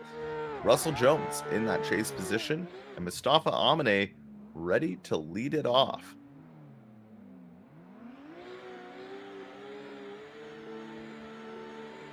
The lights go solid and off they go. Mustafa Amine out front. Russell Jones chasing him down. Initiating in is Amine. Russell Jones right there with him as they come into that first inside clip. Russell Jones losing a bit of speed in that chase position. Amine keeping his foot planted as he comes through outer zone 1 and 2. But there's the proximity now from Russell Jones. Maybe a little bit of contact or too far inside. You see Russell Jones' car bouncing through that keyhole section as they come down the hill. Russell Jones not giving him any room to breathe and finishing door to door across that finish line. Yeah, really good pressure applied from Russell Jones in that chase position, but Mustafa with a fantastic lead, just ton of angle, picks up that throttle right at that line, continues on a very good line, moving up the hill along that rumble strip all the way out there to the edge of the track. But look at there, Russell Jones in that chase position, staying with Mustafa out front and following him nicely right along that bumper, makes another dive, and there they go across that finish line, half of their battle.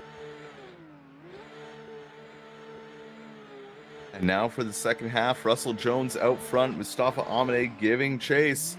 The lights go solid in the second half of this battle is underway. Who will go to see Rhys Tatterson in that top 8? Russell Jones initiating in, Mustafa right there with them as they come into the first inside clip.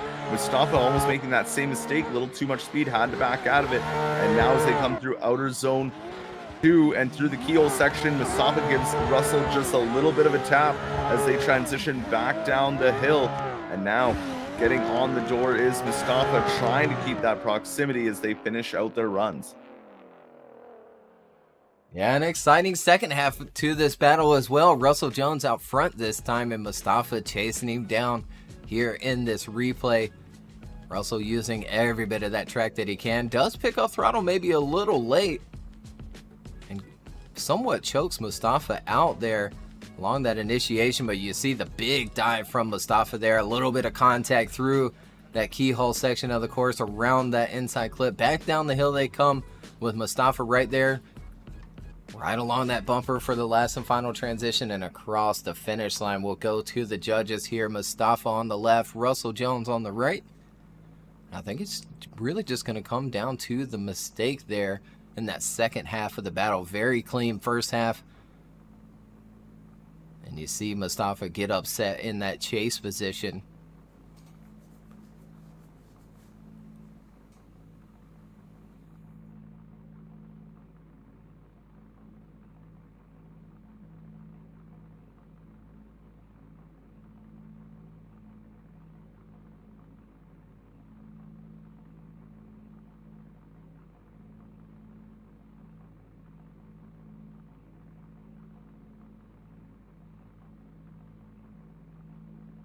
Another long deliberation here in the top 16.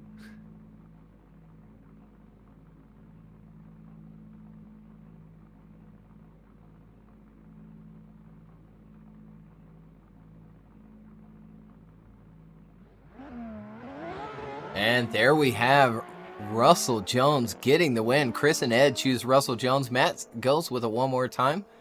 That's going to be enough to send Russell Jones into that top 8, and he'll face off against Rhys Tatterson.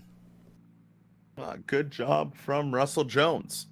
As we have our next top 16 battle and our second to last top 16 battle at the line, Zach O'Sullivan in his Supra in the lead position, getting chased by Victor Lachais in that 180 SX. The light goes solid and this battle is underway. Who will take the next spot in the Great 8?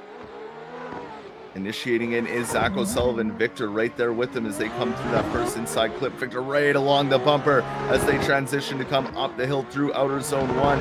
Victor not giving Zach any breathing room as they come around that keyhole section and back down the hill. Victor really applying this pressure onto Zach here as he almost doesn't leave another more room for that transition either, and finish out the first half of this battle. Yeah, almost pushing him along the finish line there. As we take another look at the replay, Zach out front, initiating in.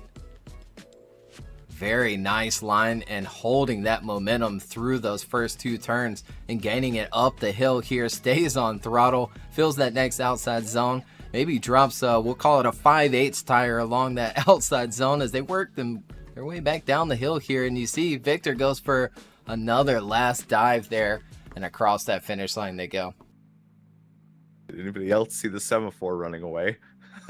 Someone forgot to engage the brakes and it fell down the hill. Yeah, something happened there. I actually think he might have lost connection, but there he comes back, Mr. Chris. We'll give him a round of applause here as he drives back to the line. And now everyone gets to see how the semaphore gets set up. It's not part of the track. It is an actual thing that gets placed. There and it is. Driven. And driven. It can drift. There we go with the semaphore back in place and at its home. We can start our next half of this battle. Victor Lachais out front. Zach O'Sullivan ready to chase him down. Lights solid and down the hill they come. Victor Lachais initiates in. Zach O'Sullivan right there with him as they dive to that first inside clip. Beautiful match of angle from that chase driver as they plow their way up the hill. A little bit of a bobble there from the lead position. Was that contact? Hard to tell here while we're watching it live as they transition down the hill now. Zach O'Sullivan giving them no room for error as they transition one last time and finish out door to door. Yeah, really good second half here as we take another look on the replay with Victor out front. Zach chasing him down and doing a good job doing so as they initiate in. Really good line there. Just missing out on that first inside clip is Victor, but grabbing the next one. And then a small angle correction there coming up the hill. He does fill the next outside zone and barely makes it around that inside clip. But Zach is right there with him, reeling him back in down the hill. And then that last and final transition, Zach's right there with him once more as they cross that finish line. And we'll go to the judges. Zach on the left, Victor on the right. Winner moves on into the top 8 here in the last and final round of the Virtual Drift Championship. And it is going to be Zach O'Sullivan. He moves on over Victor Lachais, but a good fight Victor Lachais put up here in the top 16. Yeah, awesome job from Victor. It's great to see him all the way up here and just seeing the way he can perform, especially on this track. He did very, very well. As we have our final battle of the top 16. Maxime Tingai in the lead in that FD RX-7 up against Dan Dirks in the BMW. Ready to close off the top 16 and see who's going to face Zach O'Sullivan in the top 8. I guess they are pretty great if they make it to the top 8. That is pretty true. I mean, they're all great. All the drivers are great here. Should we name it the Greater 8? The Greater 8. Yes, the Greater 8. There we go. As the lights go solid in this final battle, the top 16 gets underway. A good getaway from Maxime. Dan not too far behind, initiating in. Good angle there from Maxime, having to lock up big time. Dan Dirks goes way too far inside, going on, pretty sure 4 tires off as they come through the keyhole section. Dropping a tire is Maxime through that second outer zone as they get through the next inside clip and transition back down the hill. Dan Dirks to now compose himself and starting to settle into the latter half of this run. But I'll have to watch the replay to see if that was a full 4 off. Yeah, he definitely jumped it across that first inside clip here, but we'll take another look at the replay, and it seemed at first Maxime picks up throttle a little early. He does very early, way before that line. And then you see way far on the inside is Maxime, but then Dan comes flying over it, and we see Maxime drop maybe another 2 tires there at the top of the hill along outside zone 2, but they continue on. Dan is right back into the fight. And there they go across that finish line for the first half of their top 16 battle. Now for the second half, Dan Dirks in the lead. Maxime giving chase. Who will take that final spot up against Zach O'Sullivan? Dan Dirks off to a good start. Maxime a lot closer as they initiate in. Looking good so far. Really far inside goes Dan Dirks, and so does Maxime as they transition up the hill, getting through outer zone 1 and coming into outer zone 2. The proximity from Maxime, he is all over Dan, taking another bit of an inside line there though, and cutting that inside clip through the keyhole section as they transition one last time. Getting on the doors, Maxime, as they cross that finish line. Yeah, and here we go with the replay of the second half of their battle here with Dan Dirks out front being chased down by Maxime in that FDRX7. And a good initiation from Dan here. He does end up on the inside a bit of that first inside clip, but gets back onto the correct line as he works up the hill with Maxime just applying a ton of pressure in that chase position. You see him a little bit on the inside there, that inside clip, and then a huge dive there in that chase as they leave that horseshoe. And last and final transition there. Almost takes Maxime a couple of seconds there to really get to angle in that chase position. But we'll go to the judges. Maxime on the left, Dan Dirks on the right. For our last and final top 16 battle here at Road Atlanta. And it is going to be Maxime Tingai getting the win and moving on into the top 8, where he'll have to face off against Zach O'Sullivan.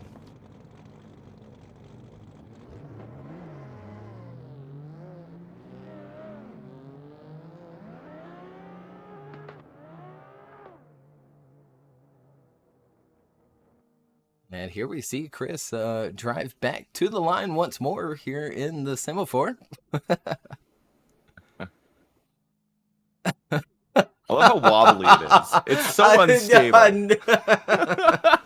don't think I've ever seen it wiggle like that. That was great.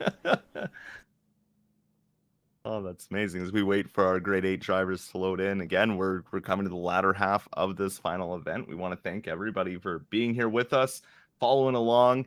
Those who have been watching every round this year, we definitely appreciate it, and we do notice you guys. So thank you. And you know, we're in for an exciting next battle, because this next battle decides the championship. Yeah, not battle who wins of the this night. round. And I'm not sure. So if Alan does win here, I'm not sure if just going to the top 8 is going to be enough to seal the championship. So as long as Alan progresses to the next bracket, he makes enough points to win. Oh boy. So it comes down to this. Alan Hines in the Pro Drift Academy S15 up against Econ Plesky in his S14. The championship battle initiating in. Econ right there with them as they initiate in. Transition up the hill right along the bumper through outer zone 1. Econ is all over Alan, but Alan is on an amazing lead run here. Econ sitting in the pocket, keeping on that door with every transition. Oh, backing out right at the last second there just to leave enough room as they finish door to door. Holy moly. We'll go back to the replay here of this top 8 battle between Alan Hines and Econ Plesky to decide the championship. This is the first half replay here. Big initiation from Alan, but Econ right there with him along that bumper through the first transition and following him nicely up the hill here as Alan is on a near perfect lead line right around that inside clip. But again, Econ right there with him, slowly reeling him back in as they leave that horseshoe, backs back off for the last and final transition. And then one last big dive from Econ in that chase.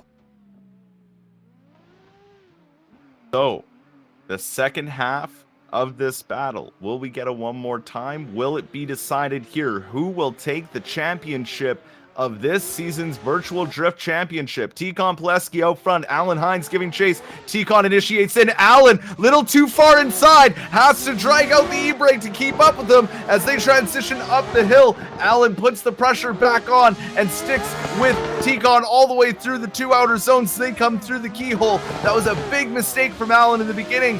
Could that hurt him as we see them come back down the hill and transition one last time? A big dive there from Alan, sitting on the door of Econ as they cross the finish line. Wow. A crazy, very unheard of mistake here from Alan Hines. As we take another look, oh, it almost looks like he catches a bit of the rear bumper of Econ Plesky as he tried to initiate and just didn't allow that car to get to the outside. They continue on anyway. Alan doing a really good job from here on out in that chase position, applying the pressure there. Last and final transition. Here they go across that finish line. But very interesting turn of events here. And we go to the judges. Alan Hines on the left, Econ Plesky on the right. Winner decides the Season 6 championship.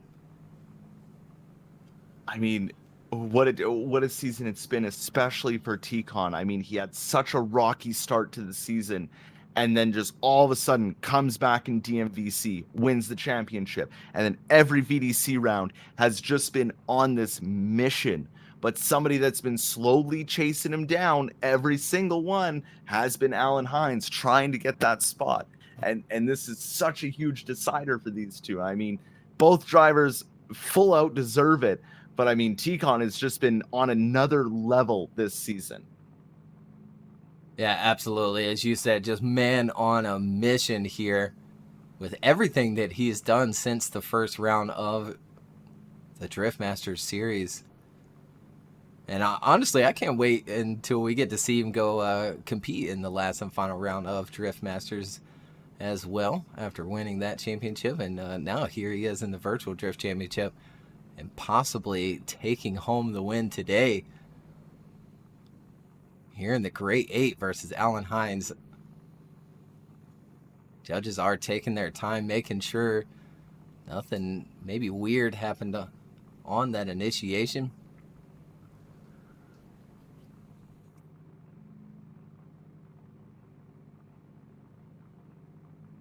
Is it bad? I just want to see it one more time, just to see them go at it one more time. You're right. Give us a cleaner one, please. As a couple of people said in chat, the only thing that I could really see that would go into Alan's favor would be Ticon's change of direction. Yeah. But I mean, it looked like he did it within the yellow lines as well.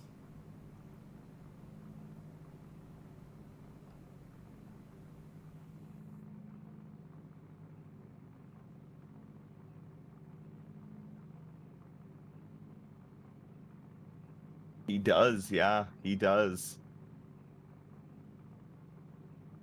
Oh, man. Whoa, and we do have a decision here. The judges have gone left for Alan Hines, but we certainly want to get an explanation from those judges here. We cannot continue till we get that.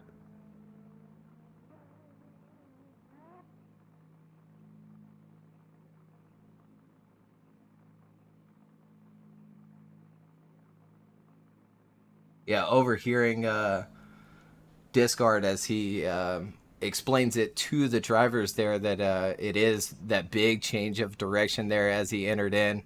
It's discussed every time in the drivers meeting that you only need just one change of direction. So if you're going to start on the left-hand side of the track, you need to drive down, go to the left, and then you can go to the right, driving to the left rather than kicking it out to the left and then entering right.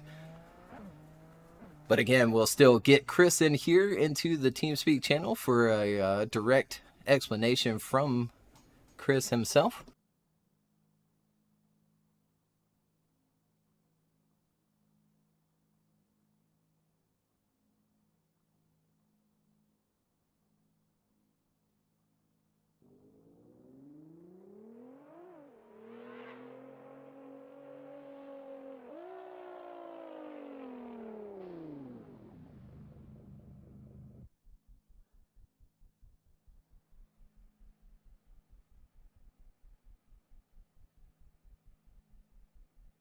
Yeah, hi. So just to quickly explain that one, there is a few little things here. So the first one is that on the second run with Ticon's entry, that is constituted as a double initiation. What we say in every single briefing, it is in all the drivers' briefings, we all say it, which is that you can only have a single, you can only have one change of direction, and that constitutes that you drive to the center of the track, you flick to the right, and then you flick left to enter your drift and to enter the run. What Econ does there is he is in full, you can see his rear tires fully slipping the whole way. He then flicks left, flicks right, and then flicks left again. So for me, the little bit of contact that happens on the entry is on Econ for getting the entry wrong and contravening what the rulebook says. Matt went with that as being a shared fault. And then the rest of the run still holds the advantage for Alan. He does a really, really good job in the chasing position. On the reverse of this, off that first run, Alan does a very nearly a perfect lead run. There really isn't much he could have done better on that. That was definitely better than his qualifying run was. And on the reverse of this, when Econ is chasing, he does make some strange for Econ at least, errors. So specifically coming through the keyhole section, or the horseshoe if you prefer, coming into clip 5, Econ sort of gets himself choked up and has a real moment where he's very, very low on angle and is almost straight. And also Econ in the beginning of his chase run, coming past clip 1, he also goes very low angle, sort of having to wait, and then transitions. So for me, Alan actually had a sizable advantage there coming in to that second run. Therefore, the flip side of this is that coming into that second run, yes, okay, even if we take out the contact on entry and we say that is a shared fault, so therefore, that is a wash, shall we say. You then have the rest of that run, and Alan does a reasonable job in the chase beyond that point, gets back into it. Therefore, at that point, that run is a 5-5. But going back to that first run, Alan still holds the advantage off of that from having such a strong lead line, and also Econ making those chasing errors. It is a tight call, but it is still Alan's win. Absolutely. Great explanation from you, Chris. And we're going to move along. I know a lot of people are saying that they've seen other people do it and this, that, and the third, but it's not necessarily an automatic 0 either. So it's unfortunate that contact did happen, but we're moving along to our next battle. We sure are. I mean, big congratulations there to Alan Hines as I attempt to find the camera. There it is. Robert out front. Brandon Patrick getting underway in that chase position, kind of falling off of that initiation, but quickly regaining the proximity onto Brandon Gardner as they come through the keyhole section and making that transition down the hill. Brandon really getting up on him now as he makes one last transition and finishes out on the bumper of Robert.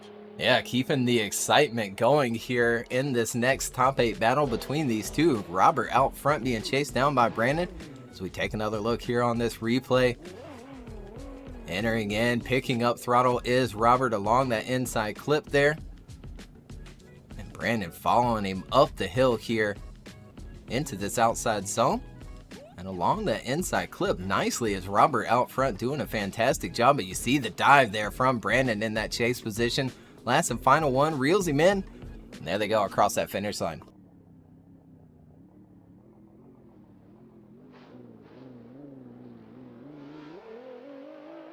All right, and here we go with the second half of this battle. Who will move on to face Alan Hines in the top 4? Brandon Patrick out front, Robert giving chase, making the initiation. Robert right there with them, trying to get up onto that door through that initiation, but a big hit into the side of Brandon as they come up the hill through outer zone 1. Doesn't upset Brandon too much as they come back down the hill through that initiation, or through that keyhole section, making the last transition down the hill and finishing out door to door. And we'll take another look at it here with Brandon out front this time in that Ferrari being chased down by Robert. There they go down this hill. Brandon with a lot of speed here, entering in, picking up throttle when he should. And a bit on the inside of that inside clip, and then pours on the angle there in that transition and gets a little tap there from Robert in the chase. They continue on right around that inside clip, back down the hill. Brandon this time locked into that angle. Nice, smooth last transition from both of them. Right along the door is Robert. So we'll go to the judges here. Robert on the left, Brandon on the right. Winner will move on to face Alan Hines later on in the top 4. And there it is, Brandon Patrick getting the win and moving on to a big battle against Alan Hines. And I know a couple of people pointed out in the chat there that Robert did the same initiation. It was close, not quite. And again, it doesn't constitute an automatic 0, but it is a deduction. Yeah, very well said. And, again, congrats, Alan. Great battle, and it's great to see those two going out. So moving on, the next battle, Rhys Tatterson and Russell Jones. Another Pro Drift Academy driver up against Russell Jones in his S14. Rhys Tatterson joining the team this year, initiating in. Good initiation, kind of pulling out the angle there as he came for the transition, but Russell just not able to keep up with the speed of Rhys Tatterson. Now as they come through outer zone 2 and into that keyhole section, Russell starts to regain some of that proximity and be able to get back up on the door of Rhys Tatterson. transitioning back down the hill. A little mistake there again from Russell Jones as they finish and cross the line. Yeah, I actually think Russell was maybe into the rear bumper of Rhys Tatterson there for that last and final transition. As we take another look here, Rhys way out front here, picking up throttle late again as Rhys, though, he continues on. And Russell reels him in, coming up the hill here, stays with him in this second outside zone and around this inside clip. Smooth transition, leaving that horseshoe, and there you see Russell reel him in, lose out on that angle earlier. And then, yeah, seems to get caught up in that last and final transition there in that chase position.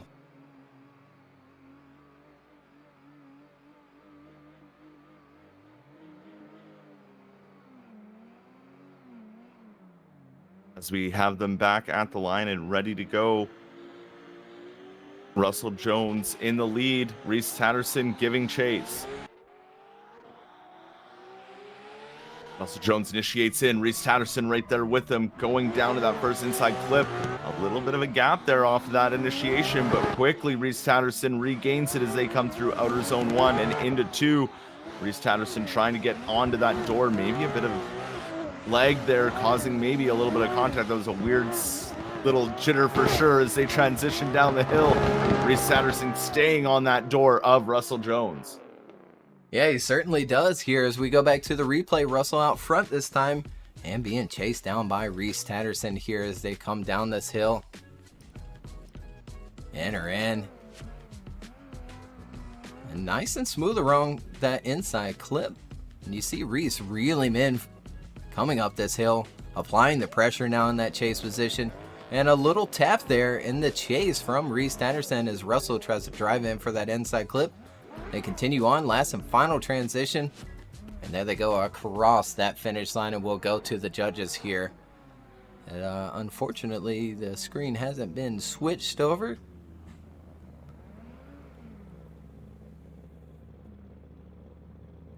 There we are, refreshed. Rhys on the left, Russell Jones on the right.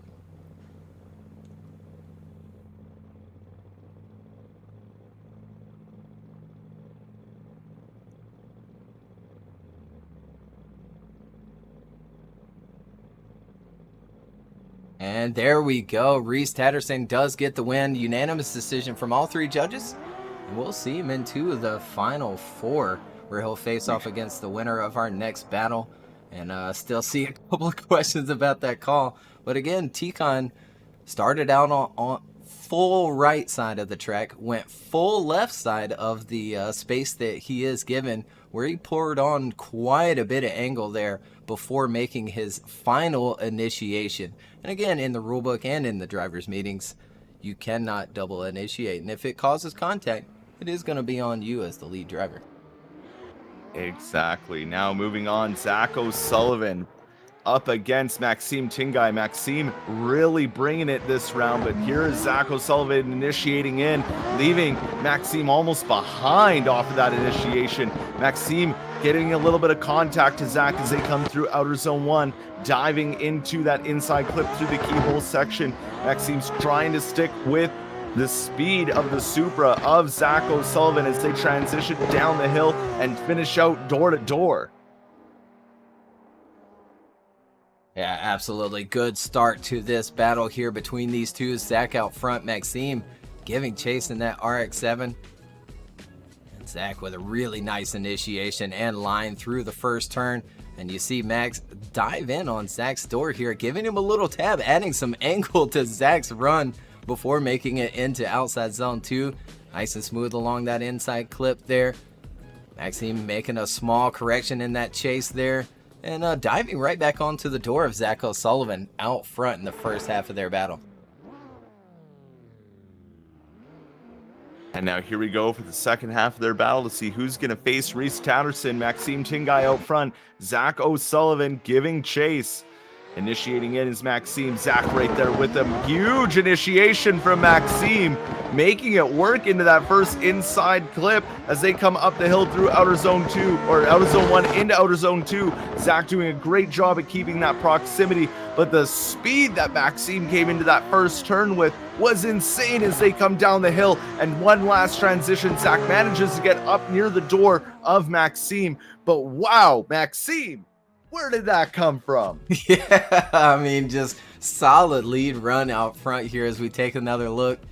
Entering in nicely, tons of angle, picks up that throttle, and maybe a little tight for inside clip, but not all that bad. Zach doing a good job, sticking with him, coming up the hill here, now applying the pressure in this horseshoe. A little bit wide of inside clip is Max, but Zach following him right there through it and sticking with him as they come down this hill. Last and final transition. Zach trying to apply that pressure, but overall, good job by both of these drivers here. And we go to the judges, Zach on the left, Maxime on the right. Winner will move on into the final four to face off against Rhys Tatterson. It is going to be Zach O'Sullivan moving forward and into that top four. Congratulations to Zach O'Sullivan for getting that win as we move in to the final four battles of the evening. What an amazing day this has been. There's been some upsets, some heartbreak, and some wins, with Alan Hines now taking that championship from Econ. Yeah, absolutely. And I'm just as upset as everybody else about it too. Not from the call itself, just what happened. Just unfortunate to see the championship come down that way, but that's how drifting goes. It is, but now we got to see if Alan Hines can maybe get to the end. Alan Hines versus Brandon Patrick initiating in. Alan Hines looking good, getting through that first inside clip. Brandon Patrick, though, keeping his own, sticking on that rear fender of Alan Hines through outer zone 1 as they come into outer zone 2. He is on the door through the keyhole, transitioning back down the hill now. Brandon doing a great job of just keeping that Ferrari right on the bumper of Alan Hines as they come through that final turn and cross the line. Yeah, Brandon really going after it there in that Ferrari here in the chase position. Alan Hines out front. We take another look here at the replay. Nice and smooth through turn 1, and then right on the bumper is Brandon Patrick in that chase position, giving Alan a little nudge there before entering that first outside zone. Follows him through the next and around that inside clip right there again on the bumper of Alan Hines as they make that transition. And one more time there along that inside clip and across that finish line. And now we're back around at the top for the second half of this battle to see who moves into that third place bracket and who goes on to the finals. Rhys Tatterson giving chase to Brandon Patrick. Brandon Patrick initiates in. Rhys Tatterson right there with them. Sorry, Alan Hines right there with them. Their cars are the same. I get confused. So here we go up the hill now into that keyhole section. Alan Hines is all over Brandon Patrick as they transition down the hill. Alan Hines not giving up any room to breathe. We might even see a one more time off of this. They get door to door across that line. Yeah, Alan having a little bit of contact there before crossing the line in that chase position. We'll take another look here. Brandon out front in his Ferrari, entering in, picking up that throttle, and Alan just applying all that pressure through the first turn. Has to back off, then reeling back in up the hill here. Brandon on a really nice lead line. Nice around that inside clip. Keeps things going outside the horseshoe, and you see Alan dive once more here along that bumper. And there you see a ton of angle taken out of the car in that chase position, and then a little bit of contact into that lead wheel of Brandon Patrick in that 599X. And we'll go to the judges. Alan Hines on the left, Brandon on the right. Or could we see him go one more time here in the final four? Maybe as Chet said a minute ago, the Fantastic Four. The Fantastic. I was gonna say, Kiwi, your request has been noted and submitted. You got the Greater 8, the Fantastic Four. We'll come up with something for the finals. And third. We have a third place battle to go as well.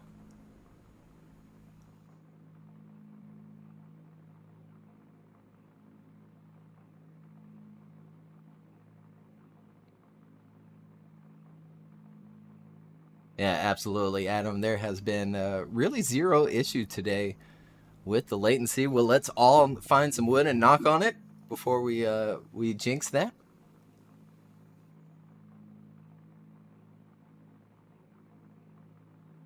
Yeah, Just even taking your time.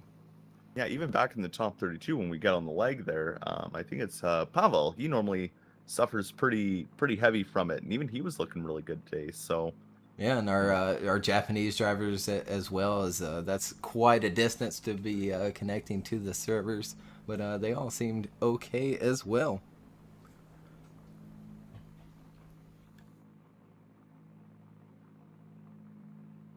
brilliant too. Okay. So we do have a one more time between these drivers. Ed chose Brandon Patrick, but Matt and Chris went with a one more time. So we're gonna line them back up here.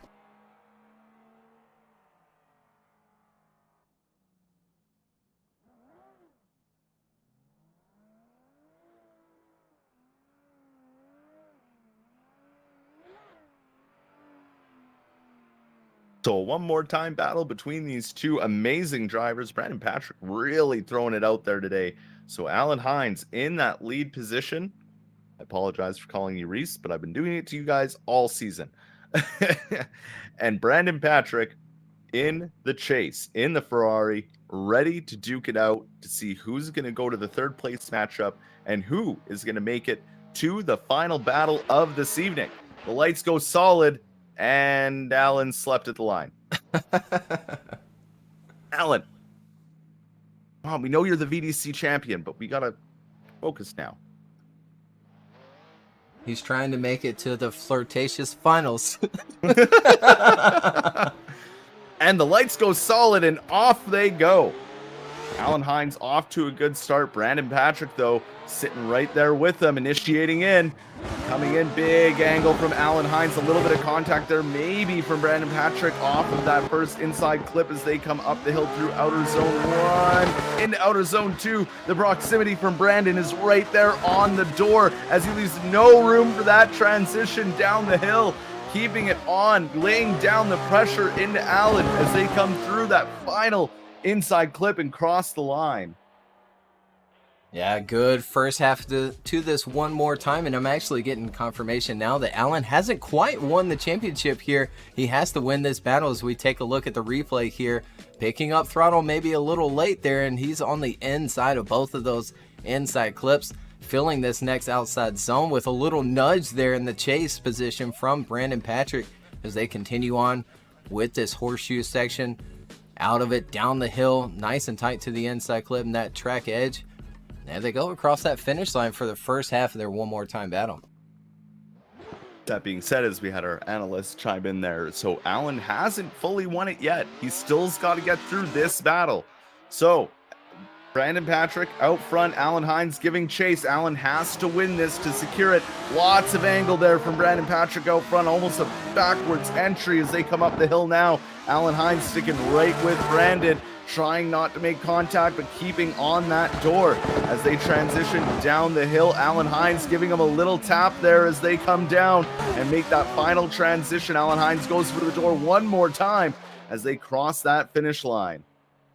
Yeah, really going after it there in that chase position as we go back to the replay. Brandon Patrick out front, Alan giving chase. Jumping on to the door early there as it looks like Brandon might have picked up throttle a little bit late as well, but he does make it around that inside clip. And Alan applying that pressure in that chase position, really going after the win here in this battle. Diving once more, maybe even a little tap there as he falls back.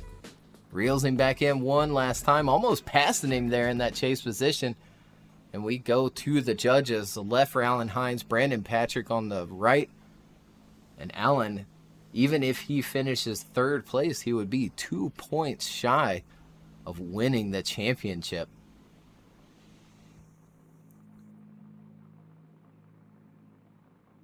Once again, see, now the close suspense here in is this back. Yeah, yeah, but again, still so close here in this battle between these two.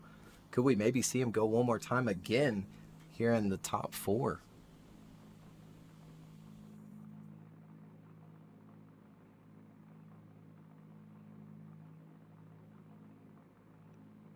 A lot of one more times or Brandon in the chat here.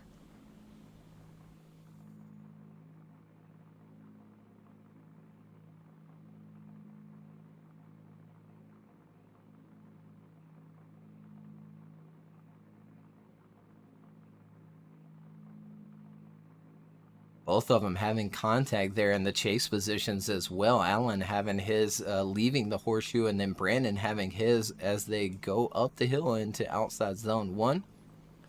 Both somewhat picking up throttle late as they initiate in.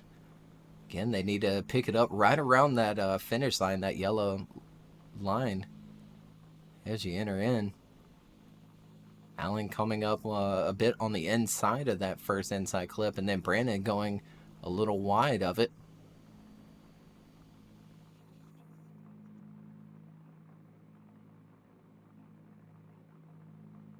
And who knew the championship would come down to a Ferrari? Right?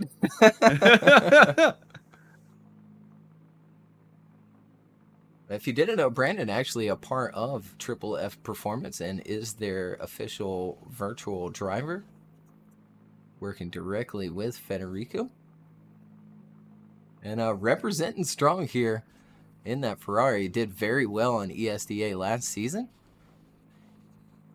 Now here in the Virtual Drift Championship in his rookie season, using the Ferrari once more, and once more doing very well in it all this season.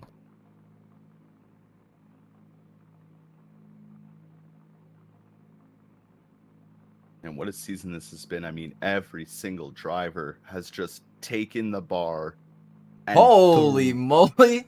So we have a decision, and Brandon Patrick is going to get the win over Alan Hines. Chris chooses a one more time again, but Ed and Matt choose Brandon Patrick, stopping Alan Hines short of the championship. Again, even if Alan Hines wins third place, he falls 2 points shy. We'll get some confirmation on that and make sure. But again, that might stop him short of winning the championship here in the last and final round of the Virtual Drift Championship. Wow. So that means Econ is our Virtual Drift Championship for Season 8. He's our winner. But let's finish this out first. Rhys Tatterson in the lead, getting followed by Zach O'Sullivan. Rhys Tatterson initiates in. Zach O'Sullivan right there on the door as they transition up the hill.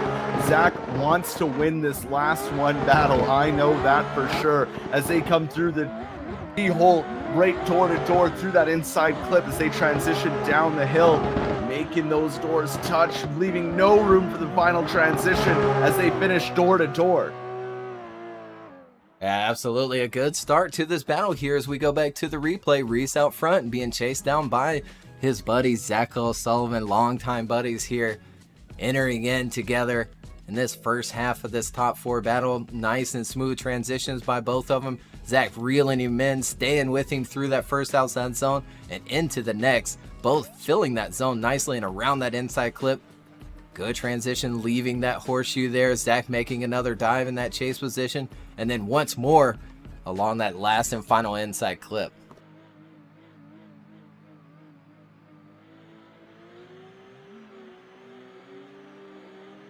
Here we go for the second half of this battle. Zach O'Sullivan out front. Rhys Tatterson now chasing him down. Who will go to see Alan Hines in the third place? Who will go to see Brandon Patrick in the final battle as they transition up the hill? A little block up there from Zach in the front, but keeping it going. But Rhys Tatterson is on a mission, coming through the keyhole section on the door of Zach O'Sullivan. Zach O'Sullivan keeping a nice line though out front as they finish door to door as well again. Yeah, absolutely. We'll take another look here in this top 4 battle between these two. Zach out front, Rhys Tatterson giving chase here in the second half. There you see Zach entering in, picking up that throttle when he should, and a nice line along that inside clip. Does end up a bit on the inside of inside clip 2, but filling these outside zones nicely here. Good along that inside clip as well. And there you see Rhys applying the pressure in that chase position right along that bumper for the last and final transition, and almost pushing Zach across that finish line. And we'll go to the judges here. Rhys Tatterson on the left, Zach O'Sullivan on the right. winner will move on to the final battle against Brandon Patrick.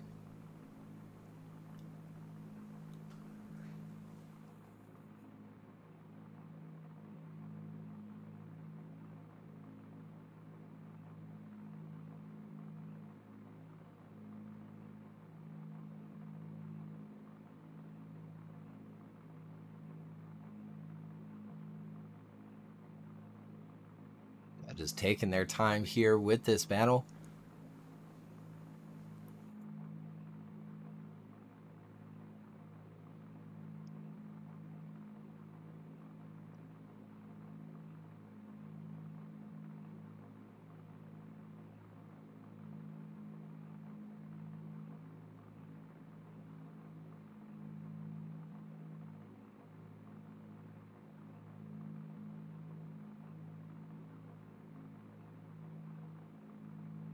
And we've got one decision in. Chris goes with Rhys Tatterson on the left. Ed chooses one more time, and Matt chooses Rhys Tatterson. Rhys gets the win, and he'll move on into the final battle against Brandon Patrick. But before that, we've got our third place battle coming right up between Zach O'Sullivan and Alan Hines.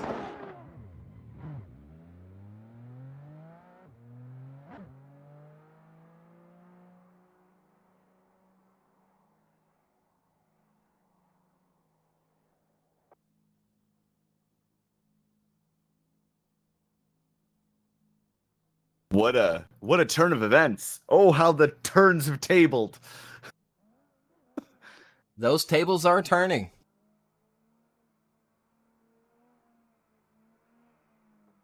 Did we ever get a name for the third place battle?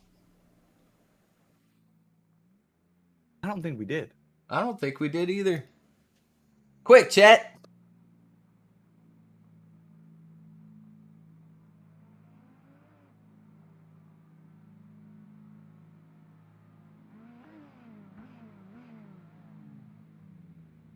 All right, and here we go with our third place matchup battle. Alan Hines in the lead position, getting chased down by Zach O'Sullivan. Who will take third place here for the final round of the Virtual Drift Championship? Will it be Alan Hines? Will it be Zach O'Sullivan initiating in? Zach O'Sullivan right there on the door through the initiation, almost pushing Alan through the first inside clip, leaving enough room for the transition as they come up the hill. Zach wants this, but Zach makes contact through that second outer zone as they come through the keyhole section, backing off a little bit and back on the pressure as Zach as they transition down the hill, back on the door as Zach O'Sullivan onto Alan Hines to finish out that run. Applying the pressure, and I don't know why, but I just envision Zach just laughing the whole time coming up that hill.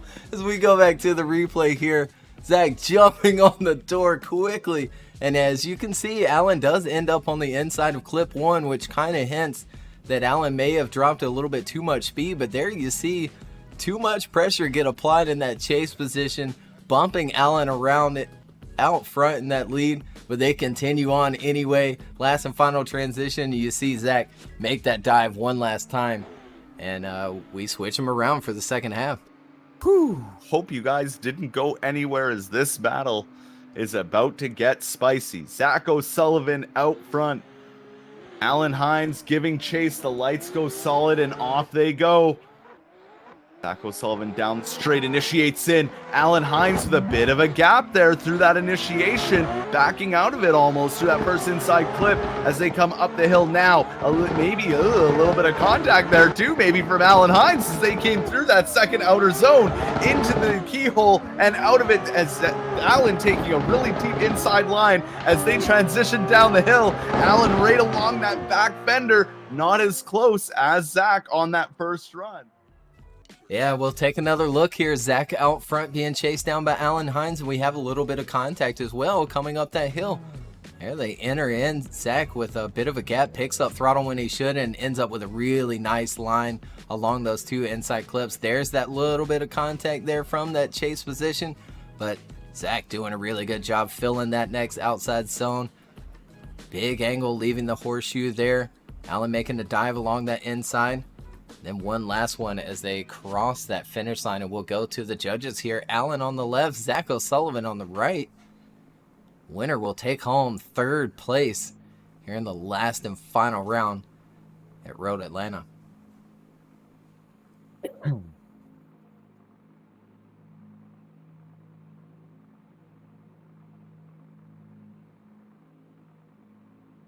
Guys are draining out my voice.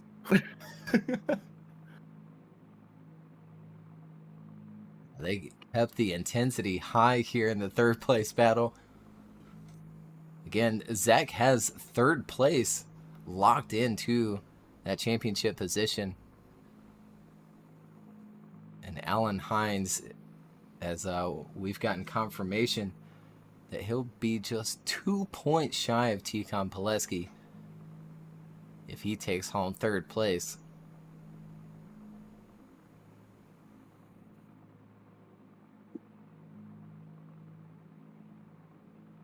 I hope somebody has ran and told Econ this.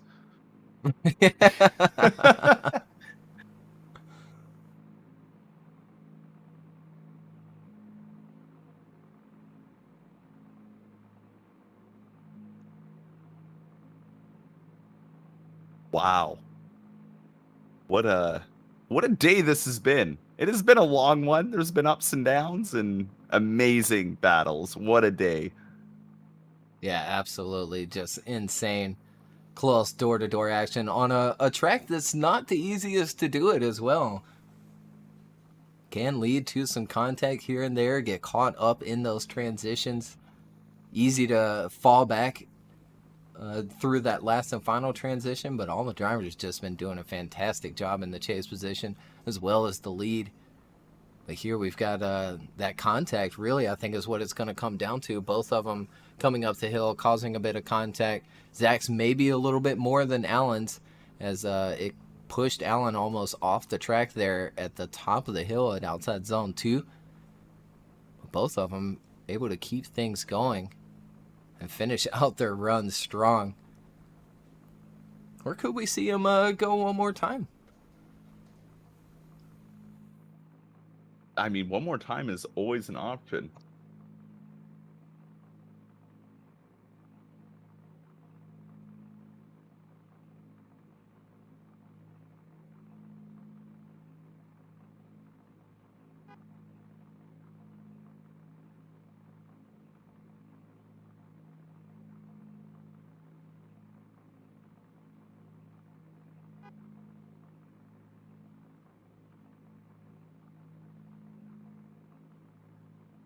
Judges taking their time here watching these replays, maybe to see if Allen might have done anything weird, or same with Zach, both of them coming up that hill. There is a decel zone there, but it doesn't start until about halfway through that outside zone. And then, of course, just because there's a decel zone, you can't drop too much speed either, but it's going to be a one more time between these two. Matt does choose Zach O'Sullivan, but Chris and Ed choose one more time, and we'll line them back up again here for the third place battle. Well, we got it one more time. I see a lot of people. They want Zach to win this, and it's going to be close. These two have fought it out many times before. Let's see. And Zach has beaten Allen once before. At the very beginning of the year. Very beginning of the season. So let's see if he can make it a second. Alan Hines in the lead position. Zach O'Sullivan giving chase. The battle is underway for this one more time battle to see who will take third place today. Initiating in is Alan Hines. Right behind him, Zach O'Sullivan. Not as aggressive as his first initiation on the first half of the battle, but very good proximity as they come through the second outer zone. Zach putting the car exactly where it needs to be. Allen on an amazing lead run here, trying to grab that inside clip, but Zach sticking right with them, getting up on that door and finishing door to door for the first half of this battle. Absolutely a much cleaner first half here as we look back on the replay. Alan Hines out front. Zach O'Sullivan chasing him down. Smooth initiation this time by both of them. Alan doing a better job out front through clip 1. And looking good here coming up the hill. Zach sacrificing a little bit of angle there, but stays off the door this time and doesn't cause contact, as those judges say every single driver's meeting to that drifting is a non-contact sport, especially here in the virtual sense, as very little taps can really push that car along, cause quite a bit of loss of traction and a loss of speed. They want to see those drivers get close, but stay off those doors and stay away from that contact. And here we go with the second half. Yes, it is about to get underway. Zach O'Sullivan out front. Alan Hines now chasing him down. Zach O'Sullivan initiates in. Alan Hines, whoa! Zach going way over angled there, having to pull out of it. Maybe too aggressive on that initiation. Alan Hines did a great job to try and avoid that as Alan Hines gets on Zach's door. Maybe gives him a little bump there through the keyhole section. Zach going full send on this run as he transitions for the final time, leaving Alan Hines a little bit behind on that finish line. Yeah, what a weird initiation from Zach O'Sullivan out front. It even made the camera do some weird stuff there as well. So we take another look here. And just over-rotating there out front. Center punches that inside clip. Doesn't really quite have the angle there for inside two. And then drops a wheel along both of these outside zones. It somewhat affects his speed there as Alan has a little bit of contact there in that chase position. They continue on. Last and final transition. Alan falls back quite a bit. But I think it's going to come down to that initiation. And we'll go to the judges here. Alan on the left, Zach on the right. Winner takes home third place.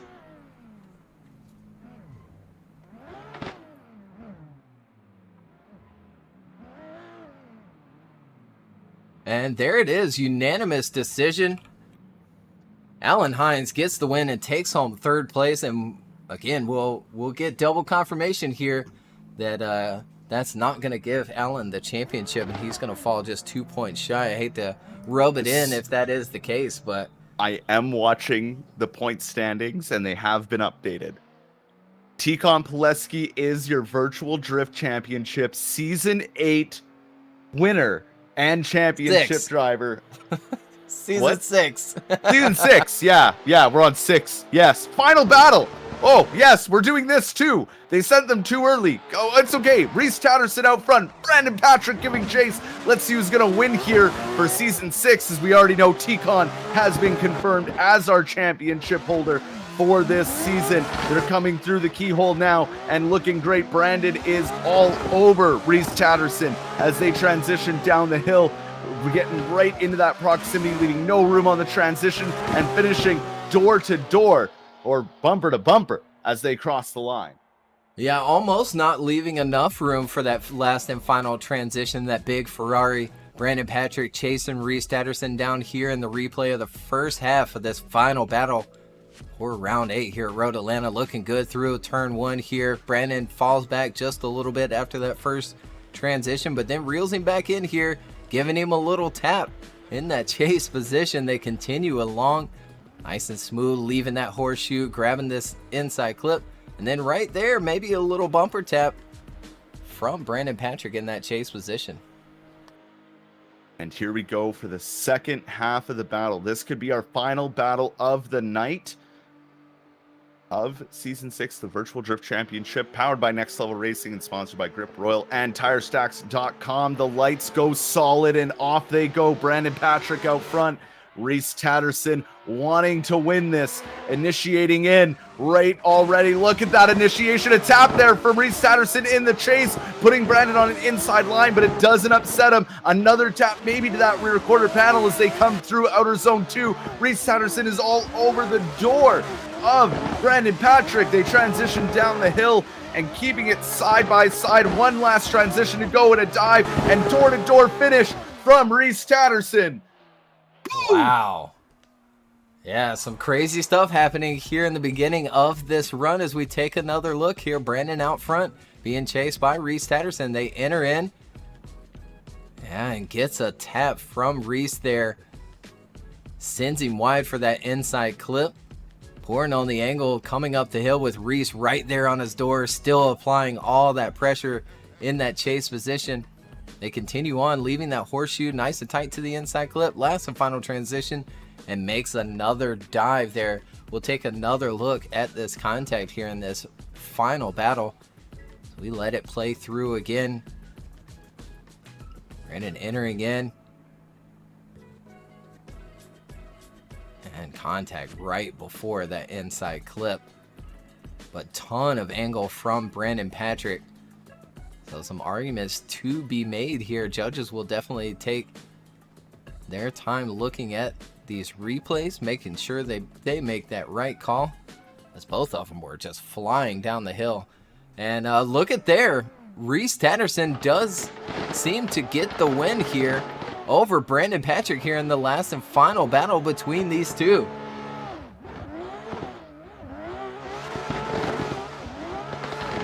And what an amazing job there from Rhys Tatterson. Also, his first win of the Virtual Drift Championship Series. So awesome, awesome battle from both these guys. What a day this has been. What a roller coaster. My heart can't take this. Yeah, it's been a lot today. It has been a lot indeed. But it is, yeah, that last and final battle just going to come down to the way Brandon entered in. They not even sure if he would have made that inside clip anyway, just really somewhat over-rotated and then also picked up throttle late. As we watch these drivers take their train down the hill. 1, 2, and 3, Rhys out front. And 4, look at Zach back there, being a 4th man. Good job by all 4 of those drivers. That's hard to do here on Road Atlanta. Oh my God. Well then. Supra's in space. And a Ferrari as well.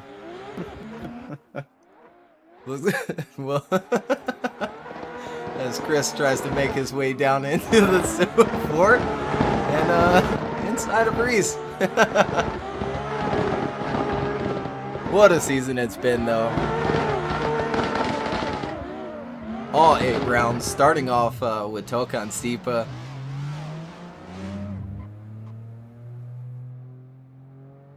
Riga, then like, Stirrup, Misano, yep.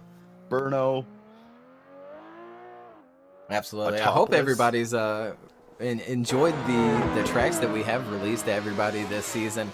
I certainly have. It's been a lot of fun figuring new things out as well to make these tracks look even better. And again, I hope everybody has enjoyed them. We'll give them a little preview here of this screen that shows the track there. So it's right there off to the right. And drivers can use that to make sure that the track is clear and ready to go before sending it through that start gate and then causing a huge wreck, which of course is sometimes frustrating. But we'll release this version of the track into our Discord just after this event closes out. And then again on Monday to our social media platforms. If you aren't following us there, please do. Virtual Drift Champs on all platforms and then here on YouTube as well. But we've got some stuff planned for the summer as well. We're going to work our way through all of our old tracks as well, updating those and making those just really making them look a lot better for me as well. It just makes them that much more enjoyable, especially in VR.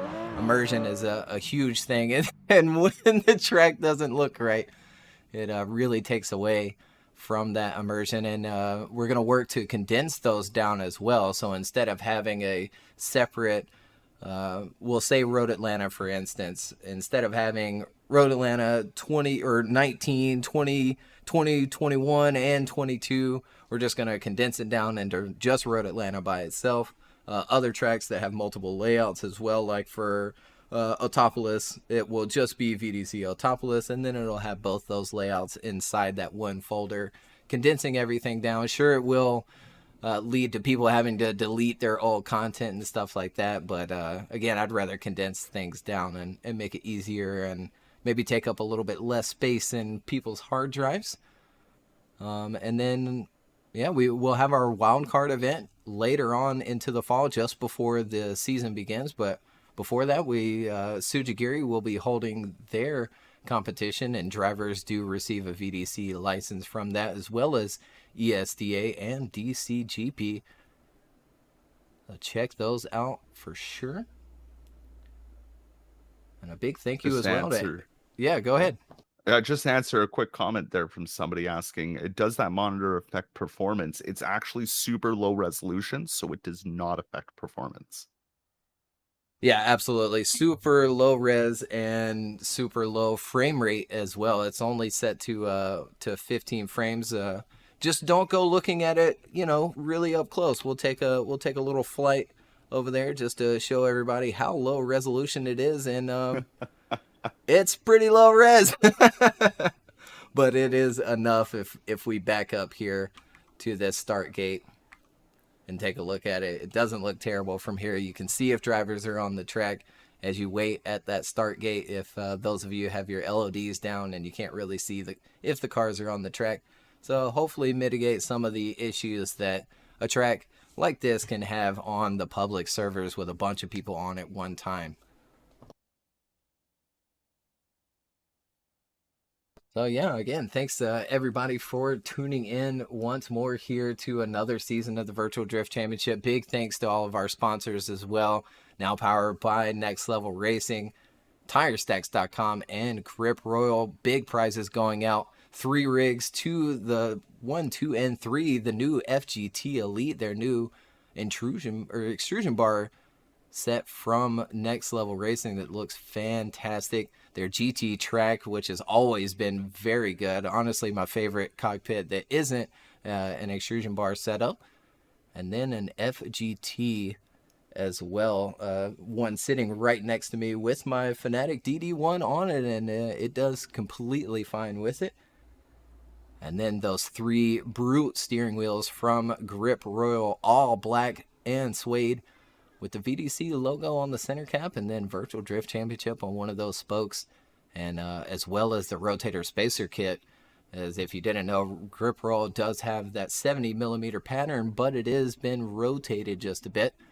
So you use that rotator spacer kit to then rotate it back to center and put it up on your Fanatic or really whatever you have. I know Alan didn't have a problem with his last season getting it onto his Sim Magic wheel, even without the rotator spacer kit. As if you have a direct drive, you can kind of just reset that centering position. Fantastic prizes from our sponsors. And that's going to do it for another season of Virtual Drift Championship. A bittersweet ending, a little bit of controversy as well. Not how maybe we wanted it to go down. Even for me, I wanted to see a really tight, close battle between the two. But again, that contact and the rulebook states you can't have a big double initiation in that manner where the lead car is here, for instance, on the right side of that track, transitions across to the left and then enters in, as that is definitely a double initiation. And if there's contact there, it is going to be blamed on that lead driver. Same thing with we'll say decel zones. If someone maybe decels a little bit too much but there's no contact and they continue on, sure, it is a deduction from that lead car, but it's not almost run ending error made by either one of those drivers. But again, thank you everybody. We'll close it out, and stay tuned to our social media platforms. Again, we're going to release this track, make a bunch of updates to other tracks, and we've got some cars that are going to get updated and new cars to come out in our 2.0 pack. So stick around for that, and maybe a little couple of events here with the pro drivers over the summer as well. So stick around and pay attention to our social media platforms, and we'll see everybody then.